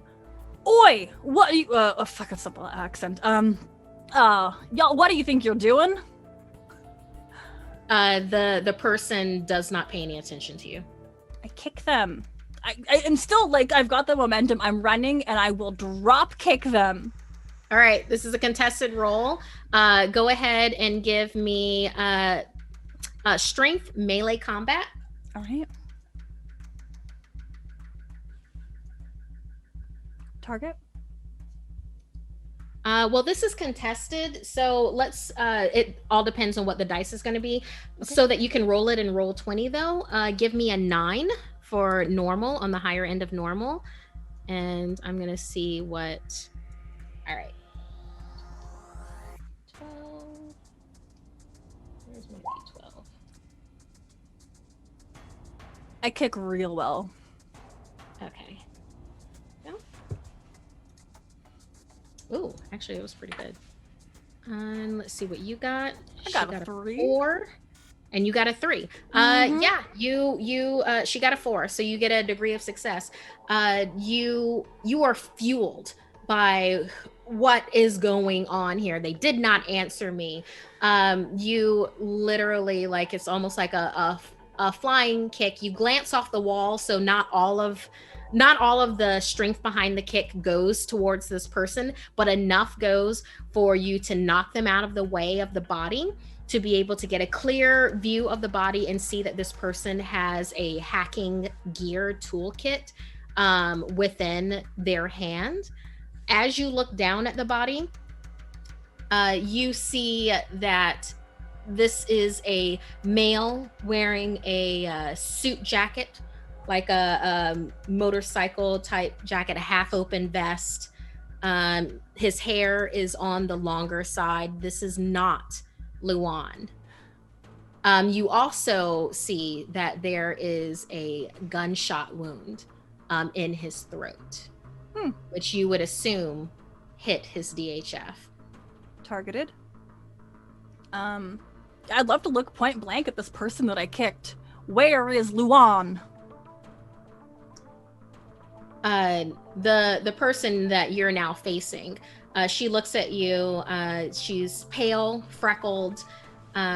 She's got one blue eye, one green eye. She glances up at you and then looks back at the body, and she just points like kind of vaguely down the hallway where the other two were running, as she then goes back to her gear toolkit and continues working over this body that's on the ground. Thank you. And I'm gonna go back in the direction I came from to take that, I think it was like the right hallway, where it's seen those people, and I might run into Mephi now that she's finally left that one room too. At this point, you would rejoin with Mephi. Okay. Yeah, I will. Unless Mephi has something else in mind. Yeah, Mephi? Yeah. No, Mephi would catch up, take one look, point, have a questioning face. Like, It was not Luan.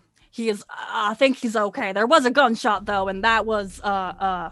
well, I'm not entirely clear, but frankly, I don't give a heck. And I point down the hallway. Okay. Let's go. Right, and Mephi's gonna put on their power knuckles. You're what? But if you, Wait a second. Let me take a look at this equipment. Mephi has power knuckles. Wait a second. I didn't put this here. Yeah, no. That's We decided to do like a little random with a couple of things, and I actually love that Mephi would have power knuckles. I just need to see here. Yeah, of all of them. Okay. What I will do after putting them on is hand Nero a spray of tetramethrin. It's like, if you think you need to see things a little bit better. All right. And I will put that in my trench coat pocket and not even think twice about what you're giving me. All right. Yeah, and Mephi totally has power knuckles. Drugs, hardcore drugs. Real good drugs. Nice. All right, and just so that you know, tetrameth is typically administered as an eye spray, and with that, just so that you know, there is a possibility of addiction with it. It gives you heightened awareness. You will get it's more on your perception, all of your perception skill checks. Along with that, though, if you need to do anything with intelligence, you will have a negative on that because it gives you tunnel vision. You know what? You just described Nero's state of mind. So I think instead of pocketing it, they will look at this gift that Mephi has provided. All right. And he's going to spray himself in the eyes with it. Got it. All right. So you, I love that you didn't wait for me to do the rest of the explanation, but that is fine. That is fine. What you have is exactly what you need to know. So no, it's basically just that you have this tunnel vision, this heightened awareness, everything that I basically already described, but also you are considered to be under the influence right now with this because you have both heightened awareness and tunnel vision. All right. Yeah, that's the only other thing. Okay. So yes, the both of you are heading down the hallway. There is a series of hallways that you are going to have to get through before you can get to New Street Station. You are literally just following the echo of footfalls to be able to know when that you are turning left or know when that you are turning right. Because usually with like New Street Station, usually with that, rail ticket holders are allowed access an hour before or after the departure time on their ticket. Or for tickets without specified times, up to 1 hour of entering the hub. So it's crowded, but it's not super crowded when you actually get into New Street Station. But right now you are taking a series of hallways to get there, following the echoing footfalls of these others. Mama Sky and Ritz, Ritz, you have rolled the same initiative as Nyx has. Both of you have ones. And I want to just say for everyone right now that if you want to do more than one action, you can utilize another speed dice. You just have to give that to me for you to be able to. Like for instance, with Nyx, he will be doing 2 actions and 1. But Ritz, tell me what your intention is here. So I am going to give you, I'll talk through what I want to do, and I'm happy to give up my speed dice for it. So I want to get my energy baton, and basically what I want to do is just go really, really hard into kind of his temple to knock him out, to kind of just make him unconscious. That is my goal. Okay, so are you talking about okay. Wait, I'm under the wrong one here. A number of character sheets open right now. Okay, got it. Energy baton. But I don't want it to be lethal. I want it to be more of just like a bludgeoning kind of a knockout. Okay. Well, it doesn't really have a knockout capacity. It depends on what the dice roll with that. Okay. What you can do is that you can say that this is a charged hit, because once every 3 turns you can increase the damage. Yeah, for a depletion point. Do we have depletion points in this? Let's see where you could roll a depletion point on this. I know where it is for Outbreak Undead because I do depletion points all the time. Okay, I'll roll that for you because there isn't a thing on here for it. Okay, so so you are just pulling out your baton. You are striking, and you're doing a called shot. You're aiming specifically for the head. Yep. Okay. So with this is going to be melee combat, since you are doing a called shot specifically for the head, and there is a specific thing in the book with that, but we are just going to keep this rolling. We're going to say that he is struggling. This will not be easy. We're going to put it at the lower end of tricky for you, which is a 6. Which am I attacking with? This is melee combat. It's underneath strength. Yep. Okay, cool. Yep. Yeah. So you're going to do melee combat underneath strength. Your target result is a 6. I'm going to roll his dodge. Yep. Because this will be a contested. No bonus, no luck? Not with this. This is and not with an energy baton? It doesn't do any extra? It does for damage. I'll take another look at it, but I don't believe it has. I don't think so. If anything, you get a -1 with the melee. Do you want me to still look more into the stats of this, or? Yeah, I'm fine with it. It's all good. Okay. No stress. Oh no, you're -1 though. Yeah. So would that mean I'd change it to a 5? No. Go ahead and roll what I said before, because this is literally just a contested roll. So failed. It depends on. Yeah, no, it's not so much the target result, so much as what he rolls, because this is a contested roll. All right, he rolled an 8. You rolled a 10. Nyx successfully dodges. You doing this targeted strike at his head to knock him out. He's able to just throw his body weight to the other side, because he had 2 degrees of success underneath like this strike. I will say that Mama Sky, your grip has been loosened. He's not completely out of your grasp, but it has been loosened. So we're gonna take that for his 1. Ritz, you only have to do that 1 for hitting. I am going to resolve another one of Nyx's speed dice. He is going to try to completely break the hold of Mama Sky. He's going to do that with dodge, which is his athletics. Yeah, his strength athletics, which actually that is a D8, not D12. D8. There we go. Oh, wow. Okay, if you want to roll Freckled Hobo, Mama Sky, for if he doesn't break. He did roll an ace. So if you want to roll for it to hold on to him. Yeah, I think I should, just to try. Okay. So he's basically trying to break out of this. I'm looking at your rolls here. If you want to do an argue for athletics with it to like grip him in a different way, like and make it really snazzy. Wait, no, I'm looking at a different. Let me see here.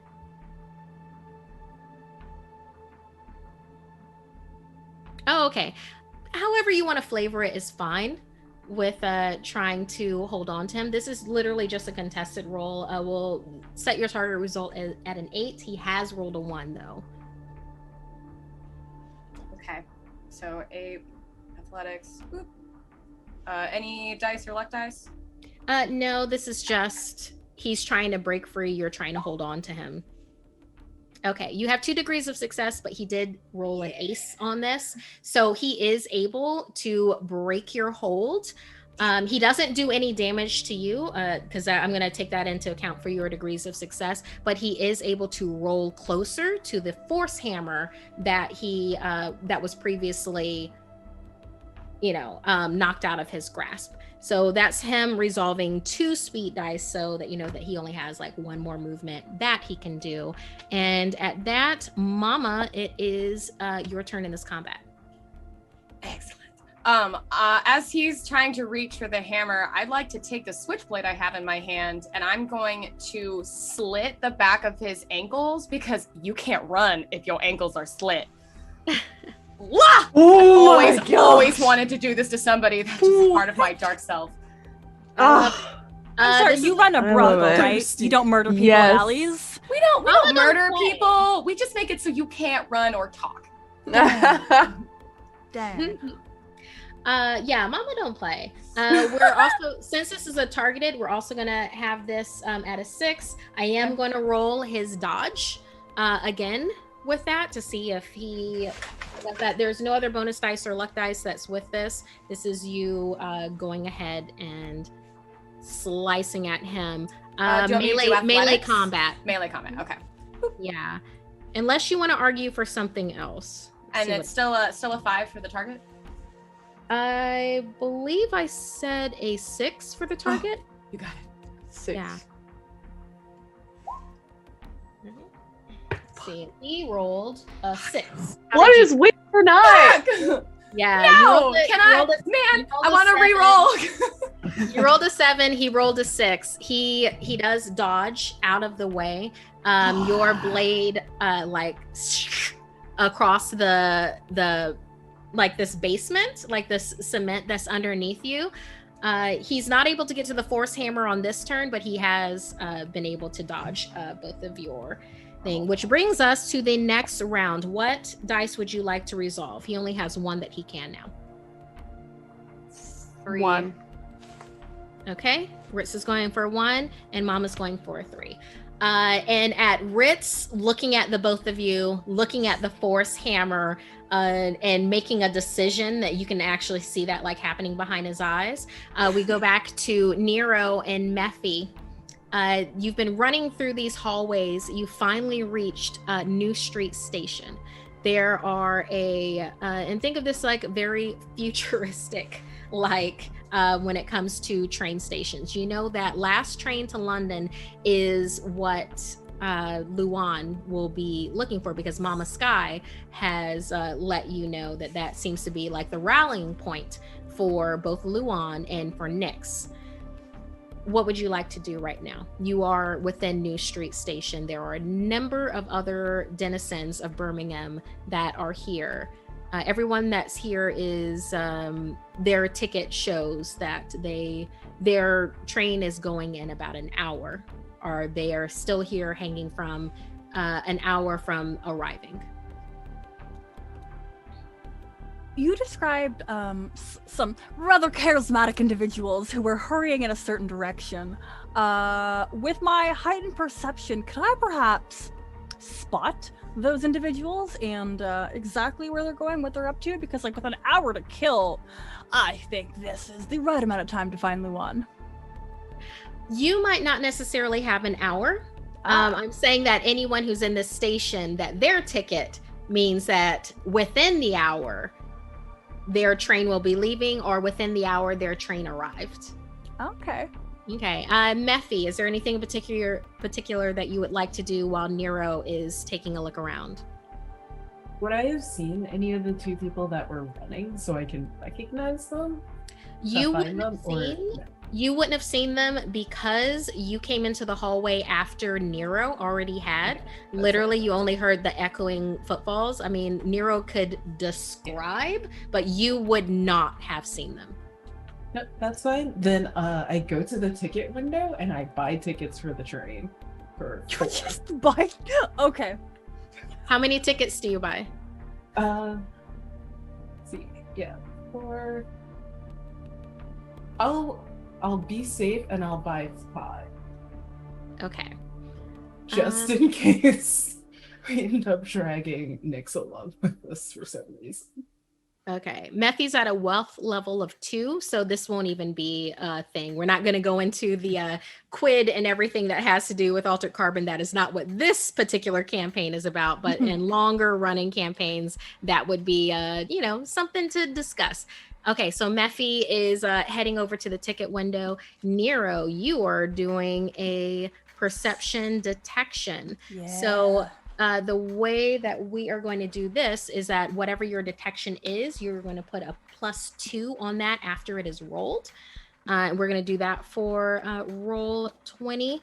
So with this, there are, like I said, there are a number of people, but these people tend to stick out. But it's, yeah. We'll do the higher end of tricky, a 7. For this. So do your perception detection. Remember, whatever you roll, add a +2 to it.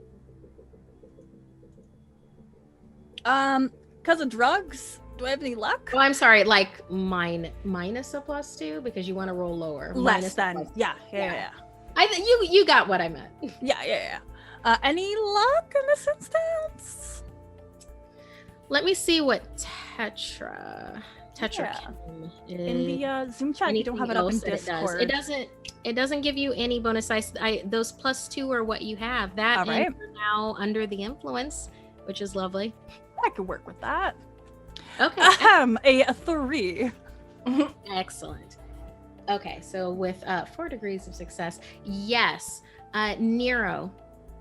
There are a number of different trains that are going out of New Street Station.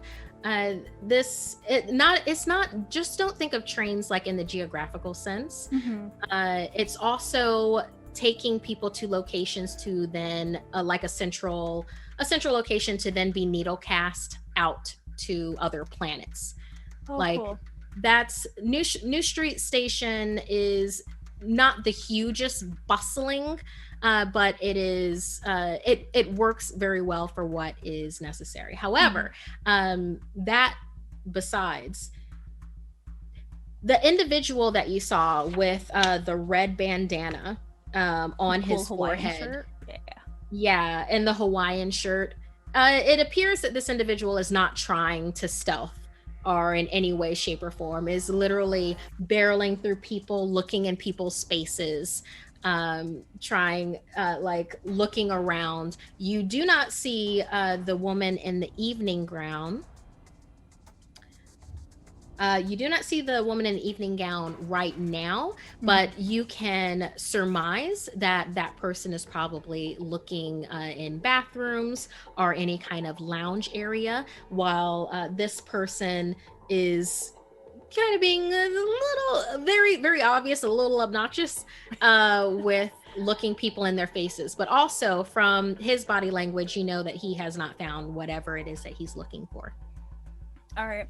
I kind of imagine that like we are somewhere up high kind of looking down in the crowd, or is it like we're on the same level as Hawaiian shirt, sunglasses?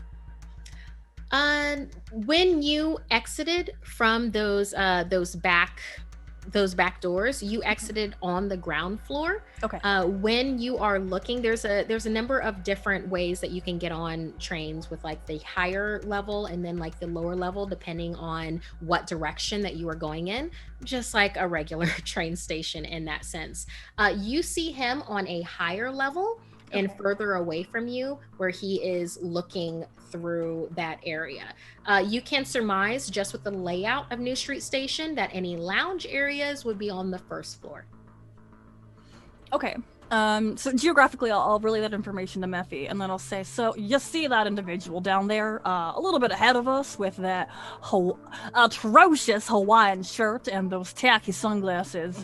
Well, I got my eye on them, and you see the way they are aggressively just handling people? I think they are looking for somebody, and they are gonna lead us to Luan. If you could find somebody that kind of looks like, and he hesitates and like looks at you, and like looks at your shoes, looks at your torn up outfit, looks kind of like your outfit, but maybe a little bit more, refined, then let me know, because that individual might have to answer to something as well. Understood? Mortified? And then Mephi just walks away.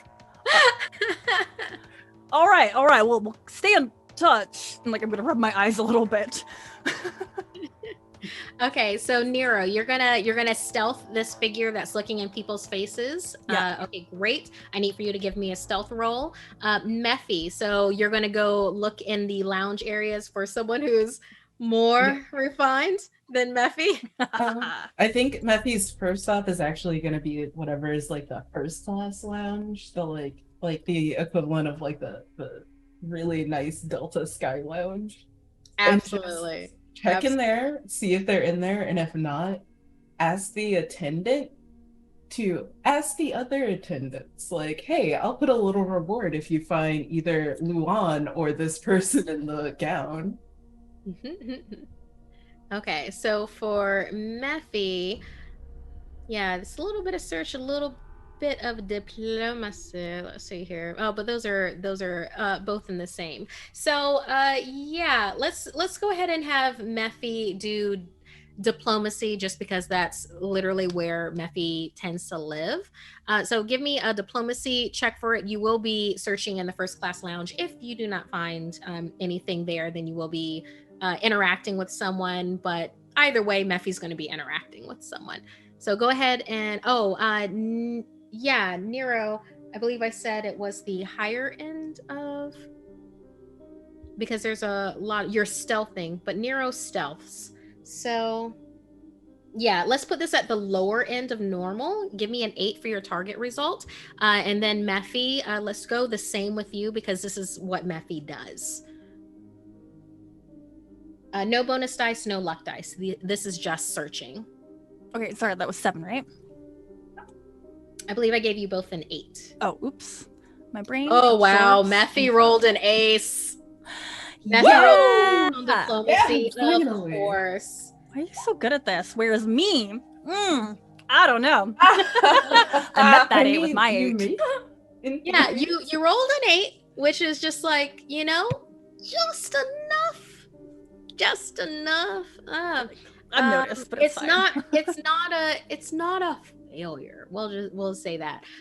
Nero, as you are following this figure who is looking in people's faces and is just like searching all around, you see a number of times that they turn and look at you. Mm-hmm. And each time they turn and look at you, you're also looking at them.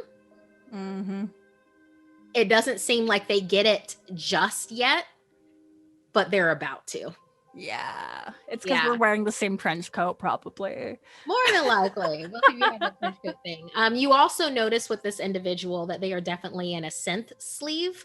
And it is not a great quality of synth sleeve. This is either a person that is extremely down on their luck, or this is a person that their synth sleeve was in some kind of accident or something like that, and they have not been able to replace it, which might be a person who's down in their luck. You don't know for certain because you don't have any other information than that. But it is a subpar synthetic slave that this person is working with. Okay. Mephi, with your ace, Mephi, you go into the first class lounge. And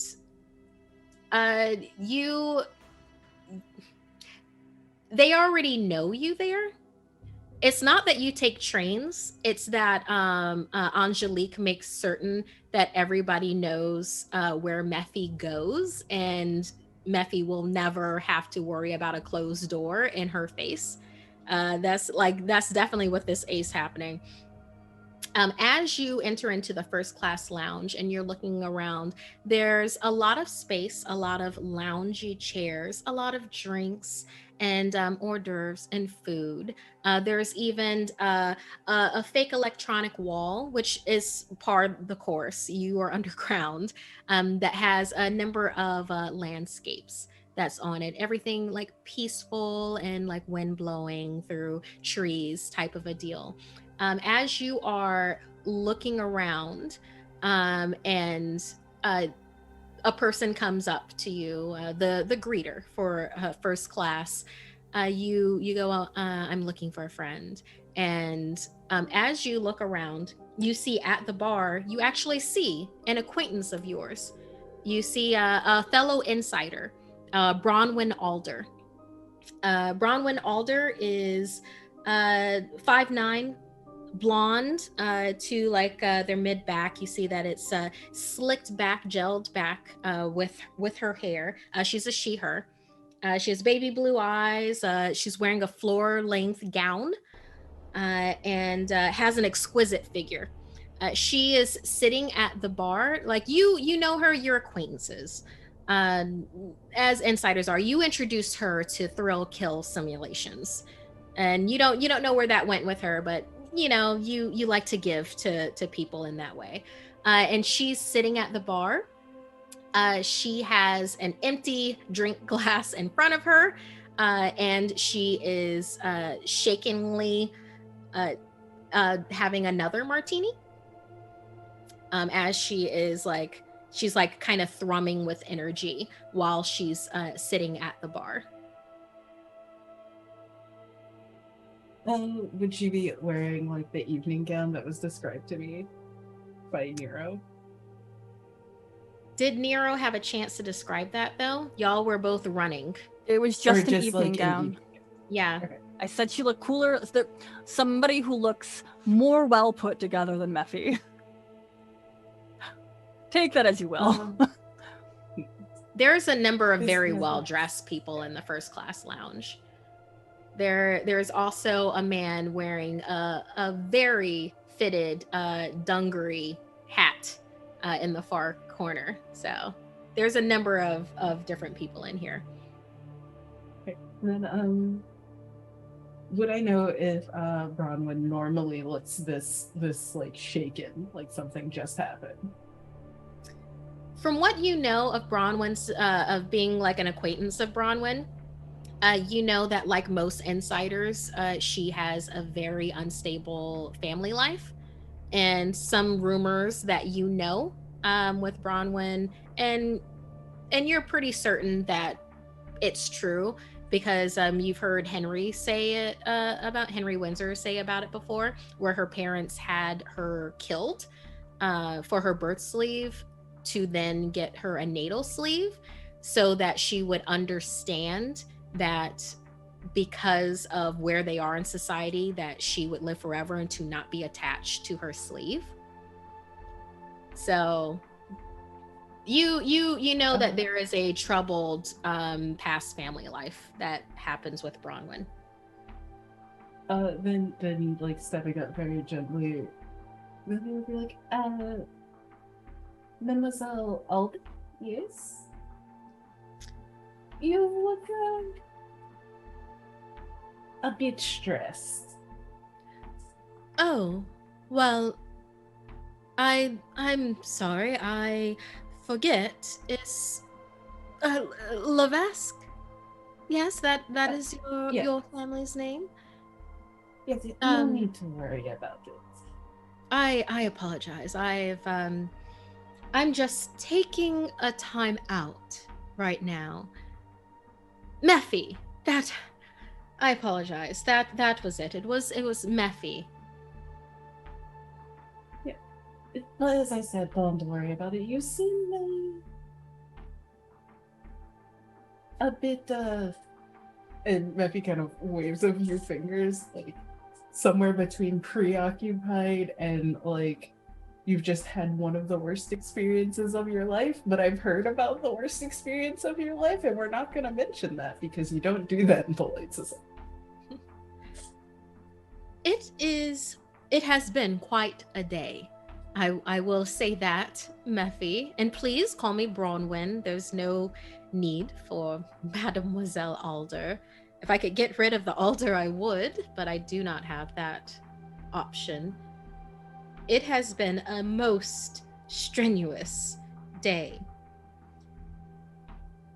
Do you know your thrill kill simulations that you introduced me to? Of course.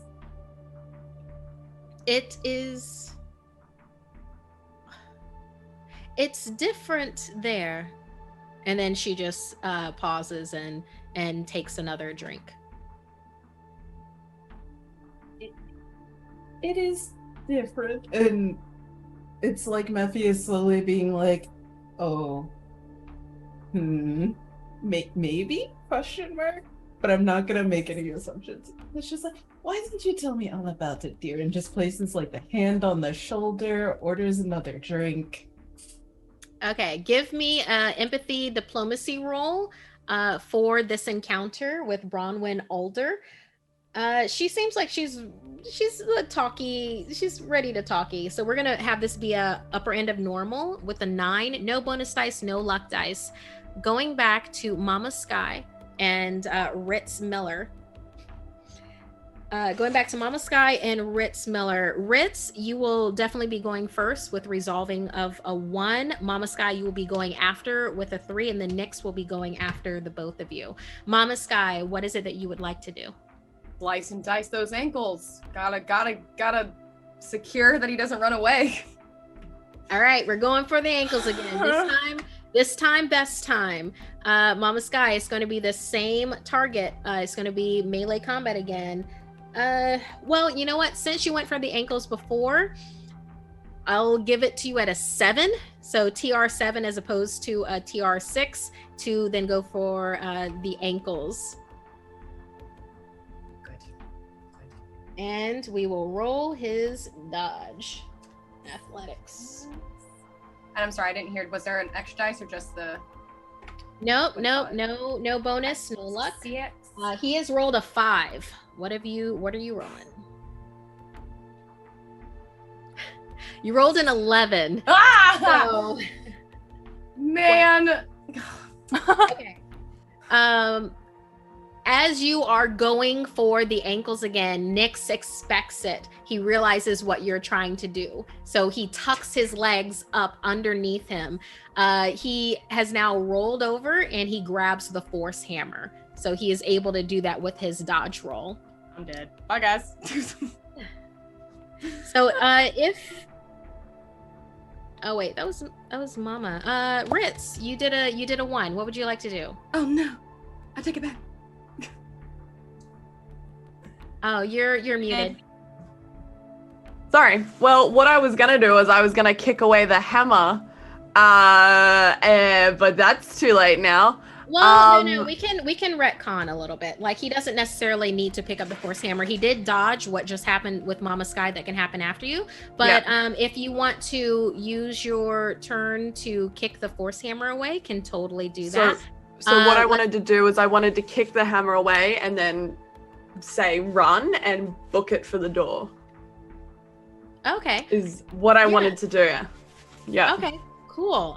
So yeah, that's still an athletics to be able to kick that away. So give me an athletics with it. We'll just have this be normal, higher end of normal, a 9, and we'll just let the dice determine that because there isn't any kind of dodge that Nyx would do with that. Okay. All right. So you got a 5 with a target of 9. So we'll say, since your turn did go first with this, you definitely kick the force hammer further out of the way. Mama Sky, Mama Sky, you hear Ritz Miller say, "Run." Do you still continue this with Nyx? Are you going to let him go and run after Ritz, who's running towards the door? Well, I have no goddamn house, so I will be following Ritz 100%. And then as I leave, I kind of want to add him. Okay, so we'll just have this be a disengage that happens with Nyx. I will give Nyx a chance to do a kick at you because you did grapple him. I did. And everything like that, and you are the closest to him, and you did just try to go for his hamstrings. So we'll just give him. He doesn't have a force hammer. He is unarmed. So let's see here. Okay, it is more than likely that he's going to get this because he just rolled a 2. Mama Sky, I need for you to roll me a dodge. That's athletics. And it is No. It's literally you are just getting out of the way to go. So higher end of, we'll do the lower end of easy. Go ahead and give me a 10 with athletics. He did roll a 2 though, so he might still get some damage on you. So just go ahead and give me the roll. There you go. Okay, great. Well, you got a 6. He got a 2. Still, it is an unarmed strike though. So it is not going to be as much damage as you think. And in fact, since you are heading for the door, I am just going to have him, instead of doing Got my ankles on the way out. unarmed. Yeah. Yeah. He actually had a knife too, and he slashes both ankles. Like technically that's a number of degrees of failure, but it's like I'll only do 2 d4s and we'll just see what happens. What happens with that, with him doing a solid kick at you? Okay, he does a 4 and a 3, 7 points of damage. That's it. You have something that soaks up damage, right? What?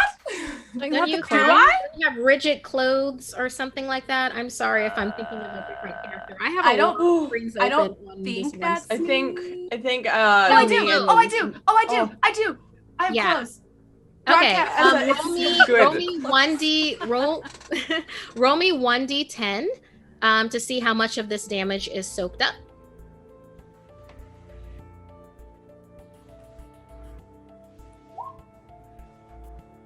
All right, so you soak up 4, so you only get 3 points of damage. Go ahead and adjust your damage threshold, so you now have 4 points before your health points are going to get affected. Keeping in mind that if you do anything or someone else does things to heal you, you can bring back things with damage threshold. Also, if your damage threshold goes past 0, your health points will be affected, but then your damage threshold will be restored just at a lower level. Okay. So Okay. yeah, and then because you'll take an injury, so that's why your damage threshold would be lower. So you're still good. Yeah, Nyx is able to, let's say, 3 points of damage. Nyx does a very, very ungainly, let's say Bridget Jones' Diary type kick at you as you're going. It glances off your back. In fact, in a way, it propels you even further Wow. to the door. I thought for sure you're gonna have him cut off a finger that I was doing this to. No, you're already booking it. Nyx is like on he actually stumbles backwards on the ground. He's really good at dodging attacks. He is not a fighter. He's not a Crossroads or an Eclipse. So, but he's really good at dodging. So as Mama Sky and Ritz then book it for the doorway, you see to the left figure with a body. You immediately see that is not Luan or anyone that you know. You immediately then head towards the right. Is there a gun on the ground? No, Okay. not Keep at all. running. Good question. There is only the body laying there and a person that is administering whatever is going on there. Yeah. So Cool. you immediately head over to the right and down the series of hallways. Unlike our previous players, you will have to like look at signs and everything to be able to get back to the main concourse. But eventually you will, because it is a train station and they want you to be able to get into the main room. Okay, Nero. The figure that you're looking at has looked at you a couple of times. You've always been looking at him. And finally he just turns and he looks at you and like kind of like cocks his head a little questioningly. Are you still going to stare at him, or are you going to be like, oh, I'm doing this? I do not exude subtlety. I know this is the kind of person I should probably continue to make eye contact with, so I meet his eyes. Okay. Stare him down. Uh-huh. I will be the most unblinking. With you meeting his eyes, he kind of like looks behind himself and then like looks back at you and then just like looks around again and then starts walking towards you. I will make a similar gesture where I kind of look around, all around me to make sure there's nobody incredibly suspicious nearby, and I'll walk towards him. Two can play this game. Right. When you walk closer to him and he's looking at you, he's like, God, this accent. I'm excited.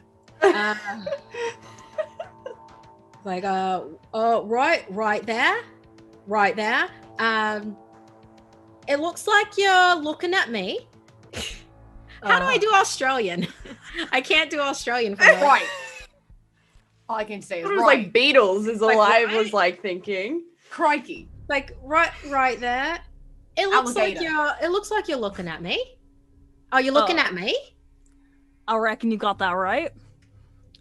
You got the same trench coat as I possess. But more seriously, can I ask you a question there, sir? Yeah, go right ahead. Where the hell is Luan? Woo! And at that, you see this man take a step back and like look at you, and then looks around and realizes that there is just crowd around. Who are you with? Who am I with? I ain't working with anybody but myself. And you're just looking for Luan then?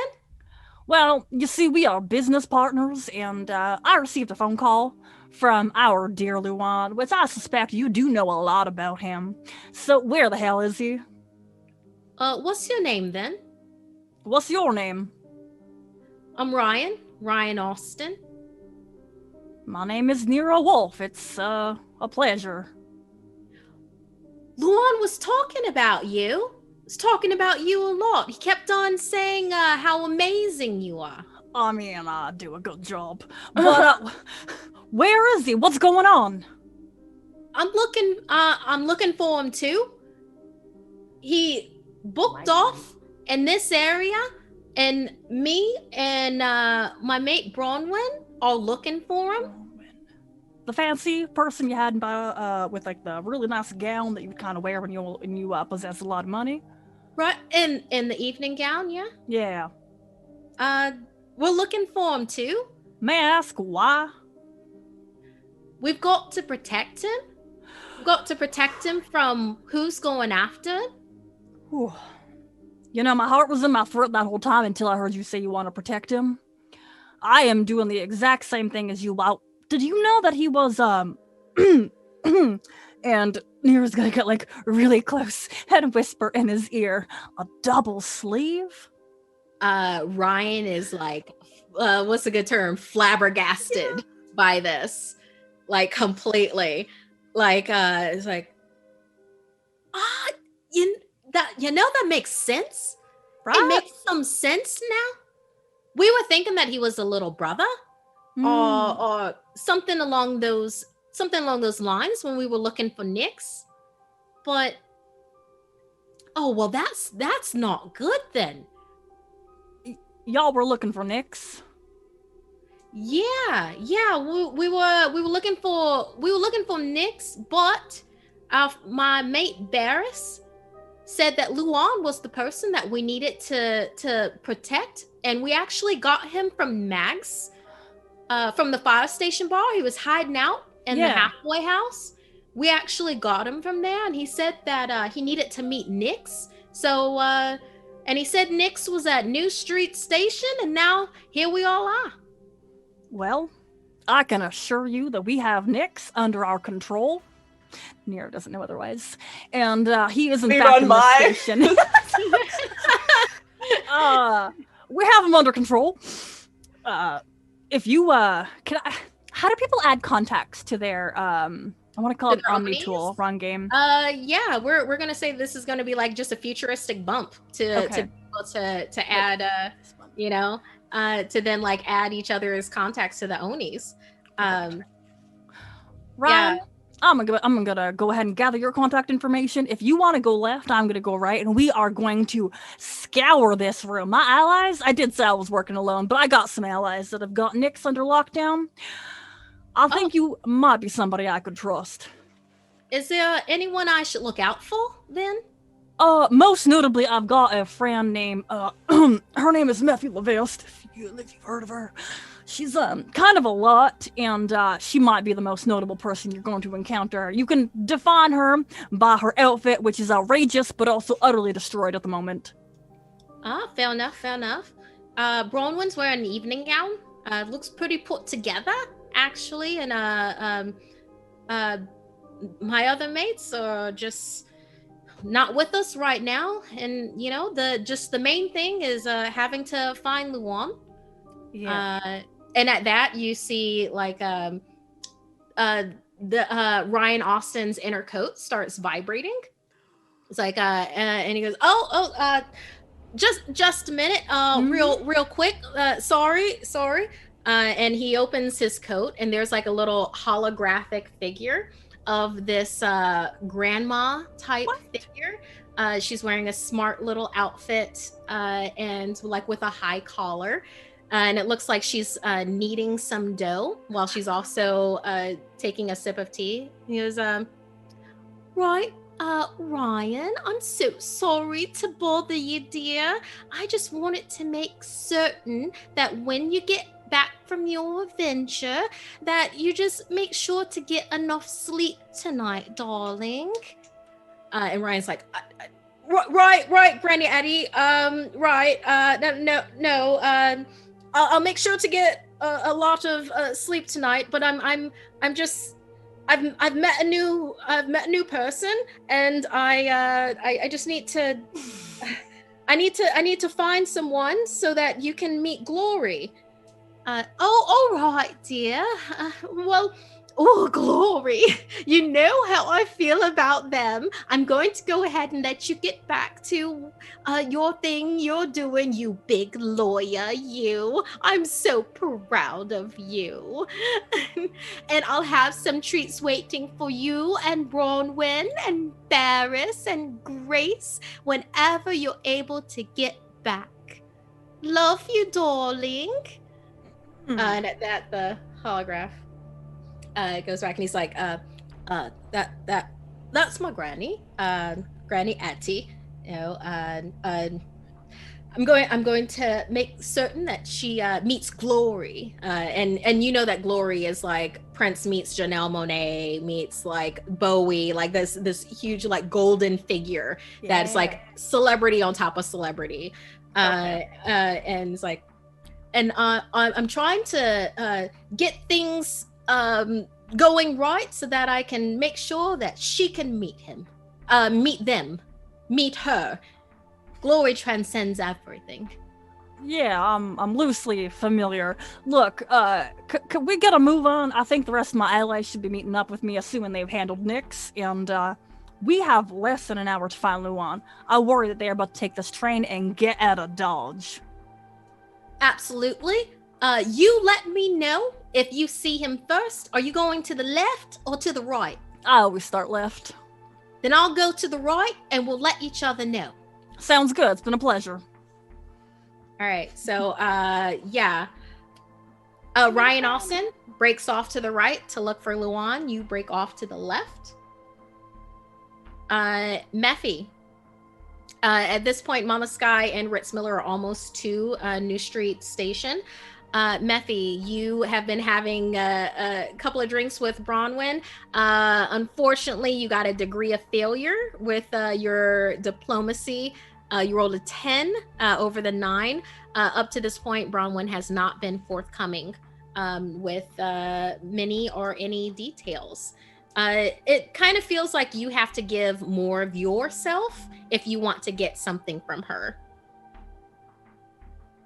I think when it starts becoming obvious that like Bronwyn's not really going to talk, and he's like, okay, I know the best way to get someone to talk about a situation is to talk about a similar situation. And I mean, I did start doing this whole thing because it was like my Thrill Kill adventures that I convinced Bronwyn to go on in the first place. He was just like, well, you know, I've been on a bit of an adventure myself today. Has it only been today? Ugh. And we'll start kind of relaying. Yeah. Do you let her know like everything that you've just been doing today? Not everything, but like bits and pieces of it. Like it started off with like running into an acquaintance. I'm gonna just say an acquaintance so that no one connects it with Ritz yet, because I don't know what enemies anyone has. And I probably, like Mephi probably has never cared to pay attention to any enemies that anyone has unless it directly affects Mephi. Okay, so so does Mephi like talk about being at fight night, like fighting in like a real simulation, or does Mephi talk about, you know, getting on that jet ski, you know, to then get here, or does Mephi talk about spies like in general and trying to get a hold of things? I think it's gonna be like fight night and like learning secrets, even though Mephi isn't the one that actually learned them. We'll kind of weave it into their story of like, yes, and like she had broken my leg. You see, it was just the wrong direction, but thankfully it was not. It was my sleeve. But then whispers into my ear and is just gonna like take that bit of Ritz's story to weave this whole like fantastical tale for Bronwyn. That sounds. You were at fight night as well? Wait, as well? I was also at fight night. It was quite interesting. I didn't expect for my day to take me in the places that it did, but when I went, well, let's just say brandishing a gun will get anyone away from you whenever you need for it to. That's true in Thrill Kill or in real life. This is very true and also explains a few things. See, our match, Crossroads and Eclipse, was a little bit interrupted by a gun being brandished. But you always were a bit brash. Not in a bad way. Well, when you have your family kill you, and everything is just downhill from there. Let's see how that would be a problem. A little bit of a problem, yes. And we'll try to like steer away from that, just knowing like, oh. Are you looking for someone, Mephi? Oh, yes, actually. You don't tend, from what I understand, with Henry, I don't know Charles very well, but you don't tend to leave Birmingham a lot. So it's peculiar that you are at the train station at the same time I am. Who are you looking for? Well, A friend of a friend. Give me a name, That they were. Meffy. You make this so hard. Luan. I'm looking for someone named Luan. Bronwyn takes the rest of her drink and just sighs. I wish that I had never heard that name. From what I hear, they're a very adventurous sort.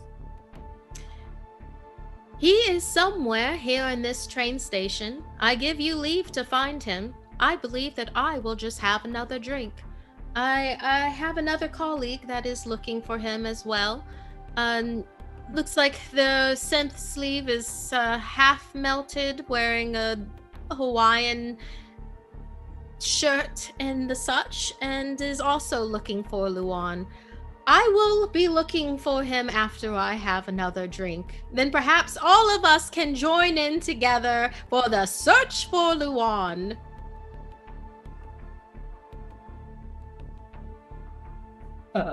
That's not a thing Meffy would say, but I would say, like, I feel like you have some feelings about this that you might need to express and get out.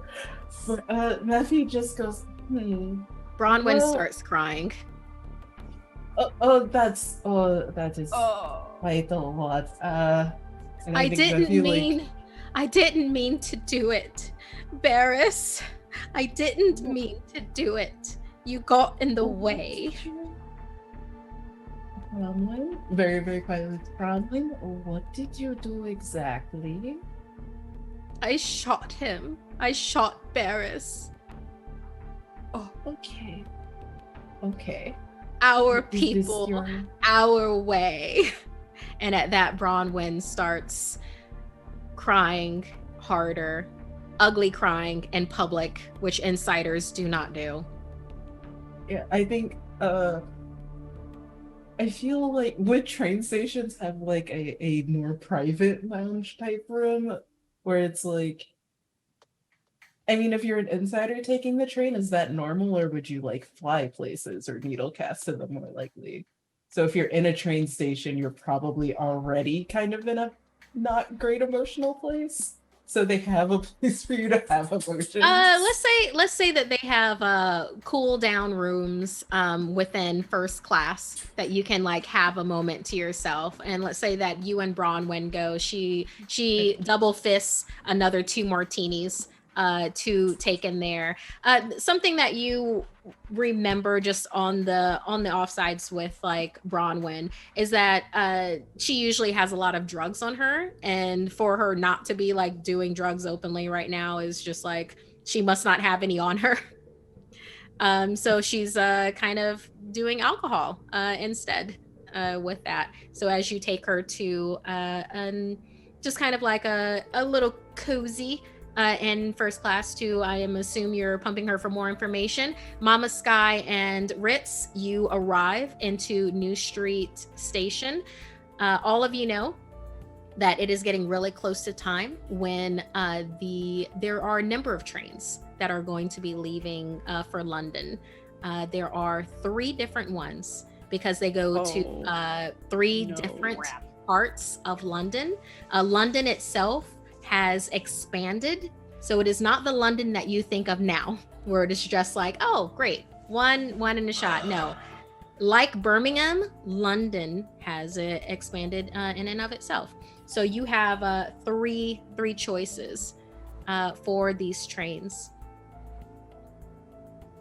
Mama Sky and Ritz have arrived in the main station. Let's say that they see Nero off to the left looking. They do not know to look for Ryan, who is looking off to the right. So, and right now I'm going to do a roll of which one of these trains Luan will be on.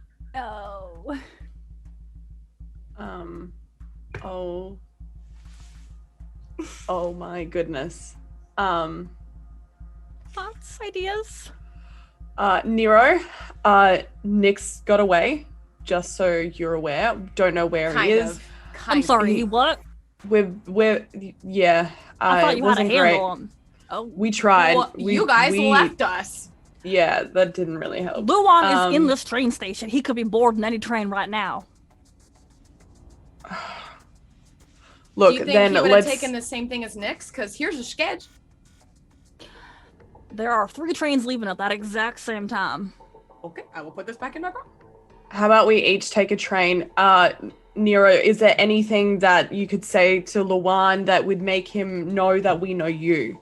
Is there anything that, like, if we come up against him, is there going to be anything that, like, we can talk to him about or tell him about that he'll be like, no, you guys are with Nero? Tell him I really do wish it could have been an intern, but he knows I don't make enough money. He'll understand. It's a bit of a thing. Of the 3 trains that are leaving for London, the first train that's coming in is the largest train. I would recommend you put at least 2 people to search on that one. The second train coming right after it on the higher level, just 1 person would be needed. And then like the third train is on the lower level right-hand side.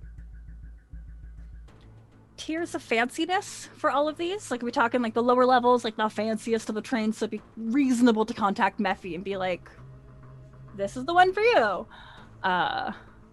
Maybe Mama Sky on the second one, because holy hell has she proven to be able to handle herself. And then the authority figures on the largest one where we can properly search the area. Okay. So is that Ritz and Nero on the large? And I then think so. The upper level, which will be the classier one, that is Mephi. Is that also Mama Sky? Keeping in mind that you also have Ryan Austin and possibly Bronwyn, but you don't know that yet. Right. Ryan actually would be pretty useful, because I would rather have us paired together and we'll just like yeet Ryan onto one of the trains and be like, let me know what you found. So yeah, I kind of like the idea. If we can call Mephi up and like let her know like what the situation is, the trains that are available, and how Oni. it is in our best interest to probably have, I mean, y'all normally look pretty first class right now, you know, maybe it's just like a bit of an event look that you're pulling off, but reasonable to say you can get on those trains and not look out of place. Okay. Can I call in that favor? Oh, I think I called in a favor points? to what's her face, Charlotte, my little dog, to like get information from the ladies. I'm assuming in the last day or so, they have gone out and figured stuff out for me. I've already spent that influencer point, but I would gladly spend another one to figure out specifically what train, or maybe like 1 out of 2 instead of 1 out of 3. Okay, I have it written here, outsider knowledge. If you hear from Luan, call me Charlotte. It was basically because you wanted to see if there was anything else. Okay, great. Yeah, we can do that. You don't have to spend another influence points. You already spent that previously. You totally have it enact here. Since Ryan is already on the right-hand side, I'm just going to put him on the one that's closest to him for train-wise.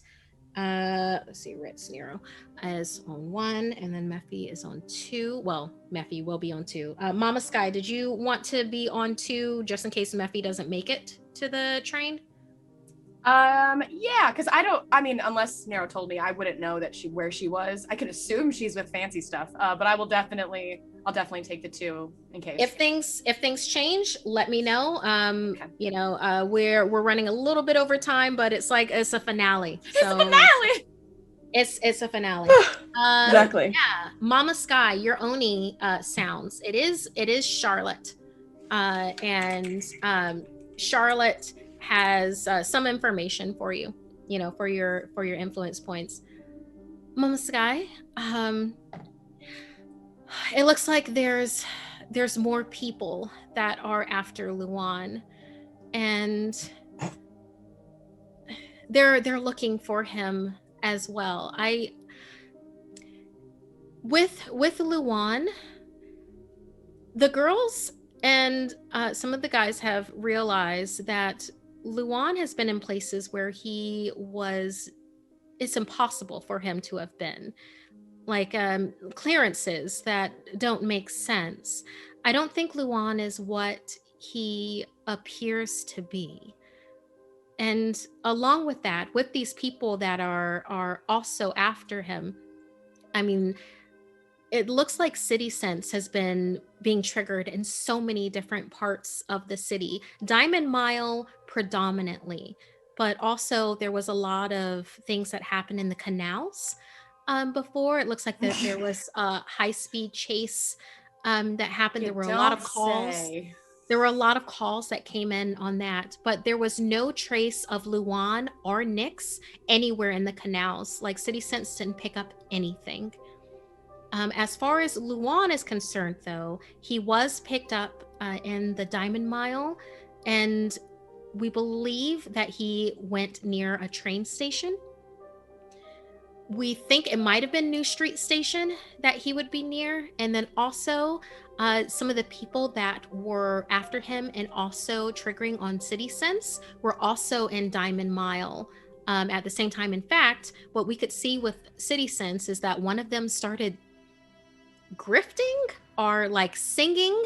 From what we could tell with City Sense, Luan was with them and got one of them to start singing within Diamond Mile, and then they were attacked by some other individuals while they were there. We're not certain about these individuals because they didn't come up on City Sense, but they didn't look like insiders. So whoever that was has connections to be able to get under the radar when it comes with City Sense. But the people that were with Luan, it looks like they followed him from the fire station to Diamond Mile to New Street Station. We think that they are also in New Street Station. I don't know about intentions or anything like that. These are just the facts that we've been able to figure out.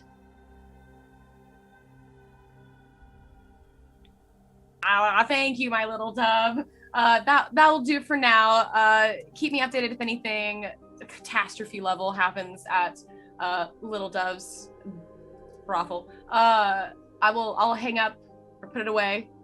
I don't need a response. We don't have no time. Mama Sky can relay that to everybody via Oni as well. Yeah. Where it's just like everybody now has that information of people with Luan, people following Luan, and everything that was just said. We're not alone, basically. I would like to emphasize the New Street Station. If there is a way to get somebody over there, or to you're at New Street. Oh, we're there. So right we're now. good. We're where we're supposed to be. Yeah. I missed that part. So, I mean, just fan out at this point. Keep an eye on the faces that you see and look at everybody that is boarding these trains. We have assigned each train. You know where you gotta go. And I guess on our Oni tool, I will specify Mephi. And do not mess this up. We are not here to shoot and kill. We are here to rescue.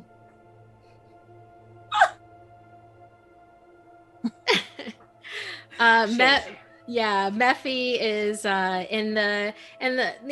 having the tete-a-tete with Bronwyn, and the trains are all coming in. Mephi is in that tete-a-tete, but Mama Sky, if you still want to take train 2, that will be covered. You have Ryan Austin covering train 3, and then the larger train has Ritz and Nero. Okay, Mephi. As the trains pull in, the doors open, people are spilling out. It's in 3 different parts of this station. You literally wouldn't have been able to check all of these trains at the same time, no matter what. So it is good that you had a larger party to be able to have this happen. And so Ritz and Nero, I guess strategically, you then get on further, you go down the platform to then get on different parts. Mama Sky, you go to the upper level. It is a smaller train, very lush, a very lush and luxurious train where you are going to step on that. And then Ryan sees it's like a kind of like an express line or indoor local. Where Ryan is standing in front of that to then get on. As everybody gets on their trains, Mephi, let's continue your conversation with Bronwyn. What would you like to say? As I see the trains pull in, I just say, Bronwyn, I know this is a very, very hard time for you, but we do need to find Luan. Did he mention which train he would be going on? Anything that you might know? And we can just end this whole nightmare for you. I wanted to end the nightmare. I was completely, and I was ready to end it completely. And yes, actually, that Luan talks a lot. He uses the word amazing so much. Yes. He mentioned something about getting on the train. Do you know, if Barris hadn't gotten in the way, I would have just been able to kill Luan, and all of this would have just ended right here and right now. Bronwyn, you know that nothing ever really ends with killing. You, of all people, should know that. Barris stepped into the way. It would have all been over. We would have gotten our payday, would have been able to give it to whatever movement that we wanted. Luan, as congenial as he is the one that is in the wrong here. He should have never taken that information. And Barris stepped right into my shot. The train doors are closing behind each of you. Does anybody want to? Okay, so train doors close behind each of you. They start pulling away. Luan said that he would get on, what was it? The local to London. God. And as soon as she says that, I just grab her hand and it's like, come on, we are going to make this right. And I'm gonna drag Bronwyn with me to get on the local train. As Mephi and Bronwyn head over, keeping in mind that these trains are heading out of the station right now. The first class lounge, we'll say, is relatively close. Mephi, you have, is it 1 or 2 influence points left? I believe I have 2. Give me an influence point. Otherwise, this train is leaving without you. I'll give you an influence point, and the door probably should close right in Mephi's face. It's just like, do you know who I am? No? Go find out. And I get on the train. You and Bronwyn get on the local. Ryan Austin is already on it. Luan is on this train as well, as all of the trains pull out of the stations. Mephi, what is your intention with finding Luan? I am going to find Luan, convince him, hopefully, to either give himself up or give us the information that he has. He can't give you the information because it's literally within his DHL. Oh wait, and I don't have my data storage anymore, do I? No, you gave that to Nero. Right, then yeah, I just convince Luan to give up the information. Give up, as in surrender himself, I guess. If he refuses, what will you do? I'm gonna make him an offer he can't refuse. As you and Bronwyn are going through the local, you have never been on a local before. You do not like it. It is not the level that you're used to. As you get further in the train, you see what Bronwyn has described as Ryan Austin. You see him searching the train in front of you.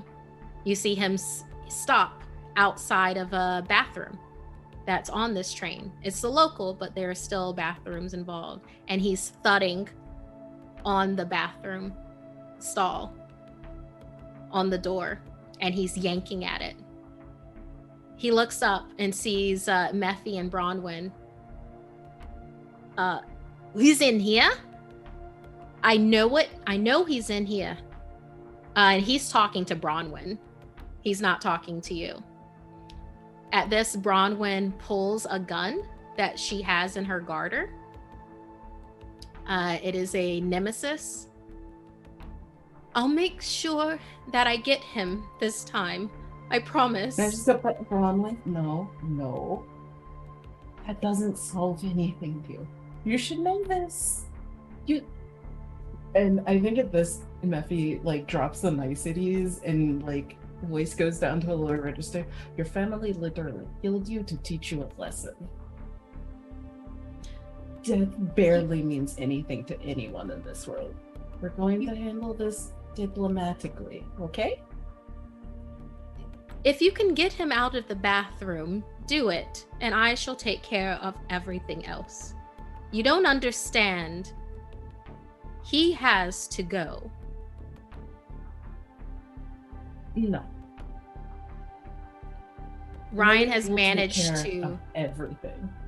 Ryan has managed to Jimmy open the door and has slid it open. Luan is standing there looking at everyone. Mephi, what are you going to do? Very quickly, I say, all right, Luan, you're entering into a contract with me now. You work for me.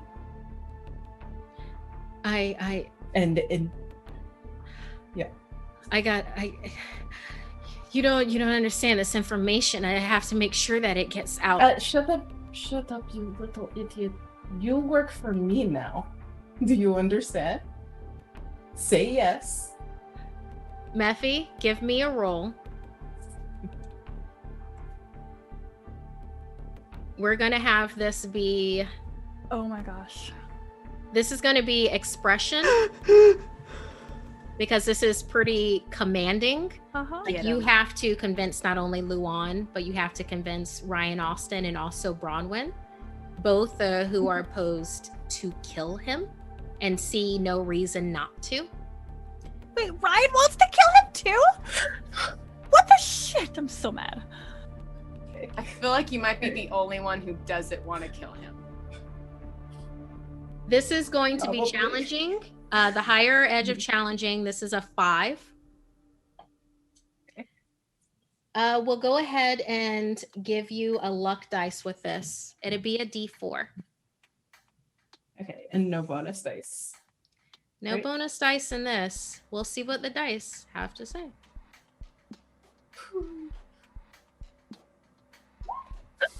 Oh, wow. Oh my God. My ace. Wow. Are you serious? Messy. God. Stroke of having God. luck. Yeah! Who are you? Mephi rolled double aces. Rolled a 1, and also the luck was a 1. This is a stroke of luck. I cannot believe I'm so proud of you! this finale, y'all. This finale. Mephi, Okay. this is the biggest success of successes that could ever happen. Tell me what happens right now with Luan staring you in the face. He's like, his eyes are like, he's like, I'm a revolutionary. And his eyes are really big, and he's looking at everybody. He's prepared to die for this information. And you just said to him, you work for me now. Yeah. I like Oni pops up, Angelique is already on the line. It's like, Rob, I want contract for insert Luan's entire name here, which I hope I know. Have it sent to me immediately, and then I will send it straight to his hands. Like, neither of you can kill him, it's in his contract. Angelique has sent that to Luan. You see his hands move as he accepts this employment to be completely under the employment of Mephi Levesque. Thereby, if anybody harms him, it is like they take you on, and they take on all of your friends and your affiliations that you have. Ryan looks over at you, is like, but if I don't kill him, then my granny Etty will never get to meet glory. And I have to have that happen. This is the only way that Granny Etty gets to meet Glory. I don't know who your granny is, and frankly, I don't care, but I suppose I can honor this contract for you, as strange as it is. As long as Granny Etty can meet Glory, then I guess I'm all right with this. Bronwyn still has the gun held and is looking over at you.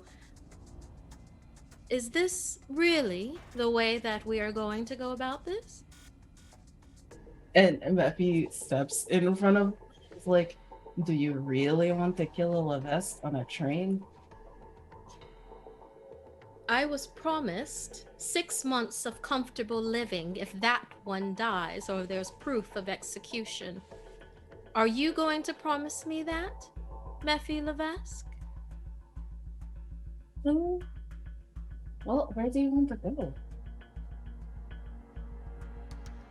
I'm sorry, I didn't Where hear do you want to, oh, sorry. Where do you want to go? Where do you want to go then? I want to give quid to the movement, and I also want to get away. I need to get away from my family.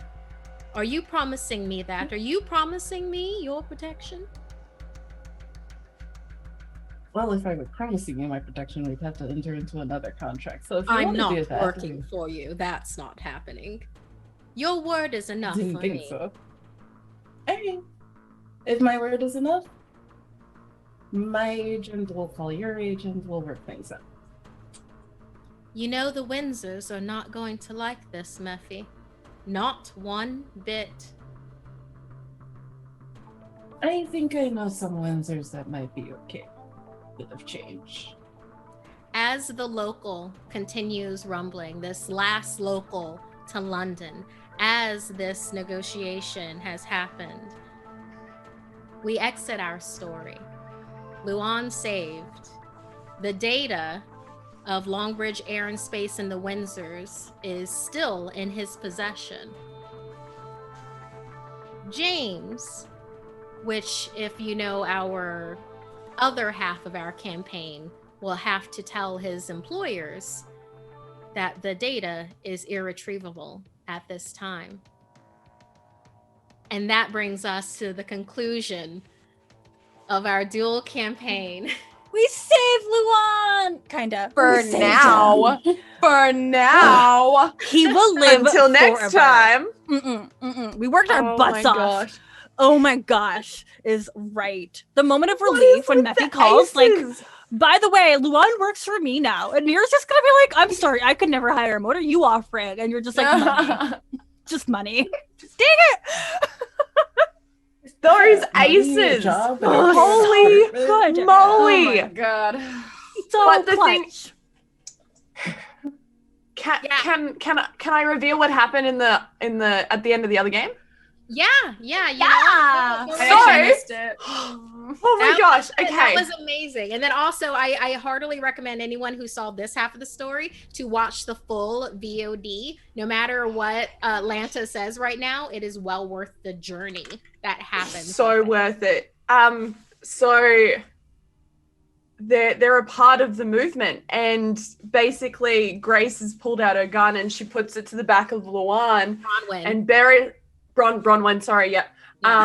And Barris sees this and he's gone, I'm gonna step in front of it, and it is the only ace he rolled in the entire Oh game. my god. Good for him. And literally Meffy rolling a stroke of luck. Fate. Double aces. Oh. Like, this is what this game has to be. This is what the dice have to say, and I am totally on board. Oh my gosh, y'all. How are you feeling? How is everyone doing? Oh my gosh. I've loved this. Like, I want more. Give me more. Yes. I like this style Oh, of gaming because it's a boy. little different from like actually playing like Dungeons and Dragons. Like it's like the opposite number scale. It's different types of dice. It's challenging. I like it. yeah. The world. Oh, I Yeah, love the the world. world. Yeah. Yeah, Ugh. I mean, just to remind, Kat Evans is the person that is the voice and mind behind Birmingham. So the supplement for Wow. altered carbon, like this happening in the 24th century. This adventure that we were on, I took a lot of creative license with it. I'll just go ahead and say that right off the back. But the bones of it will be part of the supplement for other people to be able to enjoy as well for Altered Carbon. So so for everyone, let's go ahead and say where we can find you on the interwebs, and also just if there's anything that you want to say like about your character or how you're feeling. I want to hear it. I know we all do. Let's go the reverse order of what we had before. So Freckled Hobo, where can we find you and how are you doing? I'm sweaty. Hi, I'm Freckled Hobo. I'm sweaty. I actually really loved Mama Sky. She is probably one of my favorite characters.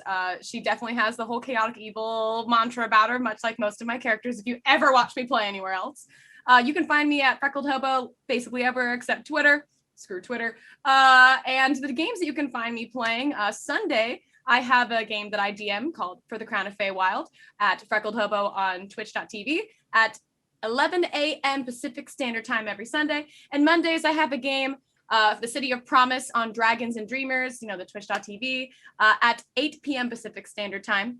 And I will be having a 24 plus hour broadcast on May 16th. And me and my co-star, Taylor and Tracy, are going to go as long as we can without sleep. My longest record was 32. Oh, wow. So let's see what happens.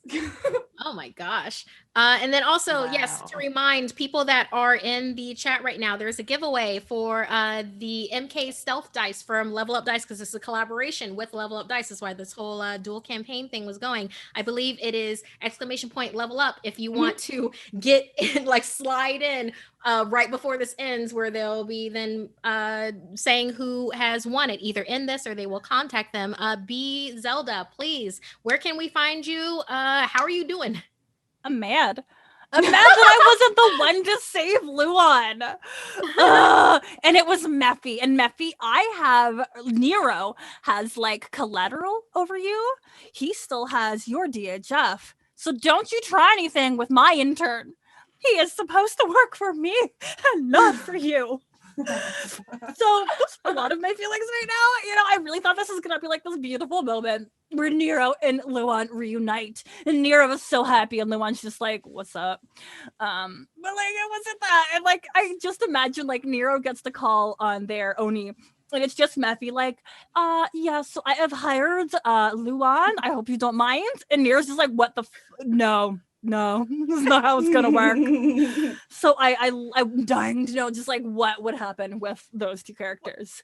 But when you were talking to Ryan, I was like, this is it. Like, he's here to kill him. Like, that is done. And I was like, oh no. I trusted Ryan. I did. And why? He's very congenial, The Hawaiian shirt really sold it for me. And that always means dirty cop. Are you kidding me? Magnum PI? Anyone from Florida? Come on. I'm supposed to be a sleuth, and there's one thing that Nero should have known. It is a Hawaiian shirt is a tip off. Red flag. Where can we find you, B Zelda? You can find me on Twitter as @B_Zelda, the podcaster, streamer, tabletop enthusiast. Tomorrow, I'm going to be streaming with Terran's Planner RPG, where I'm going to play Bamba, who is a Swarmkeeper Ranger, and I get to host a beach party. Like, I don't know that they invite, like, I don't think they realize that, like, I hecking love beach party episodes, so I'm gonna hijack their whole show. So give me a follow for that. I love beach parties. Yes, and they are back. They are back in vaccinated fashion. Love it. Yeah, they are. Allie B, where can we find you? How are you doing? Oh my gosh, Mephi. Hi, I'm Allie B. I never rolled that once. I am a tabletop, mostly game designer. Upcoming books that you can find my name in are the Pathfinder Lost Omens Mwangi Expanse book, which is a setting guide in like a Africa parallel within the Pathfinder universe, and writing my part of my first adventure, which I think that should be coming out at some point soon, but I don't know. And then other stuff that I can't talk about. And more stuff that Same. but some of that stuff that I can't talk about, I'm trying to do less of it so I can stream and make my own games. So if you want to follow me on Twitch, that's MadPro TV. On Twitter and just about everywhere else, it's MadPro, no TV. And yeah, Mephi is just I made a decision like in the shower yesterday that Mephi's family might have like come from Reels, but they definitely became like industrialists and focused on business. So there's code switching that's happening with Mephi a lot. Oof. Because that's the only thing that makes sense in this campaign. Oh, And, it there's definitely little makes limits. sense at this end. Oh my gosh. Yeah. Oh my gosh. Just slap down a contract and no one can do anything. But what will probably happen with Mephi and Nero is Mephi will just be like, well, come work for me and you can actually live someplace that isn't your office. That's gonna take a lot of convincing on my part, but I do really want to see Luan, so I'll have my people talk to your people, meaning I'll talk to whatever her name is. Angelique? Yeah. That's the one. The one that's always rude to me. Lanta, where can we find you? How are you doing? Hi guys, I am Lanta or Lanta Fancher on the internet, but I'm also I also work for Level Up Dice and I run Level Up TTV. Feeling so many things at the moment. This has engaged like a fire within me. Because like I've been playing a lot of RPG games at the moment and I haven't been able to get super connected to them. And we've done 4 games of this and I am like wrapped in it. So it's very much reignited that flame and that passion for like role-playing games for me. So I'm really happy and thankful for that. I'm also super thankful to Hunters for letting us do this amazing collaboration and this incredible dual campaign joint effort. And I'd love to see something like this happen again in the future. Who knows? But yes, also to you, Markeia, for being able to be that creator in this incredible land that we are in. And yeah, thank you to all of the casts across both streams too. Yeah. Y'all players are like amazing. I've loved co-creating this world with you and also my Thursday afternoon crew. This has been quite an experience. It was super ambitious, where it was just like, oh, okay, yeah, I'm gonna do a dual campaign. This'll work, kind of a thing. And at first it was only supposed to be a couple of games. And then it kept on getting more and more. And then all of a sudden it was like 8 games in total, 4-game arc for each. Yeah. And then it was just like, well, all right, that is April then. Yep. Yeah. And I love that I've been able to explore so many different things with each of you, with your characters, with like the backstories. And I know already that you, and then also my Thursday crew, I'm going to be doing more stuff with y'all. That is just happening. That is a done. Put me in the game, coach. That just happens. Yeah. So for where y'all can find me, I am GMing more lately, as you can tell from this, and I'm looking forward to GMing again on stream. But if you want to see me be a player, then on Mondays for Roll20 app 8 a.m. PT, I am in Kids on Bikes with that, and I'm a spiritual guru who gets power through her music and through her spiritual guides. She also happens to be 11 and a half years old. I love it. Who's like a little goth babe who might be okay with murder. We're just saying, people die. That's Blood how sacrifices need to be made. What's one to do? And then on Tuesdays, 6 p.m. PT here on Hunters Entertainment Twitch, you can see me at Outbreak Undead Rag and Bone, where I am a stealthy rogue type that has had all of her past just in her face right now. She usually works alone, but she's been working with people, and now she just thinks that she needs to, stick some knives in some backs. and we'll see how that goes. Like literally, she got fitted with a bomb collar. And has now had that bomb collar taken off, but that's the kind of world that is. Oh, and did I mention the zombie apocalypse happened in 1995, but the year is 2021. Oof. So Oh, yeah, picture that. That's Tuesday nights, 6 p.m. PT. But yeah, otherwise, I heartily recommend go ahead and catch up on the VODs with each of these campaigns. It is well worth the full story. Like we literally did a full ass season of television. We did that within the month of April. So happy with everything that happened. And did I say okay? Yeah, Markeia McCarty on Twitter and Instagram.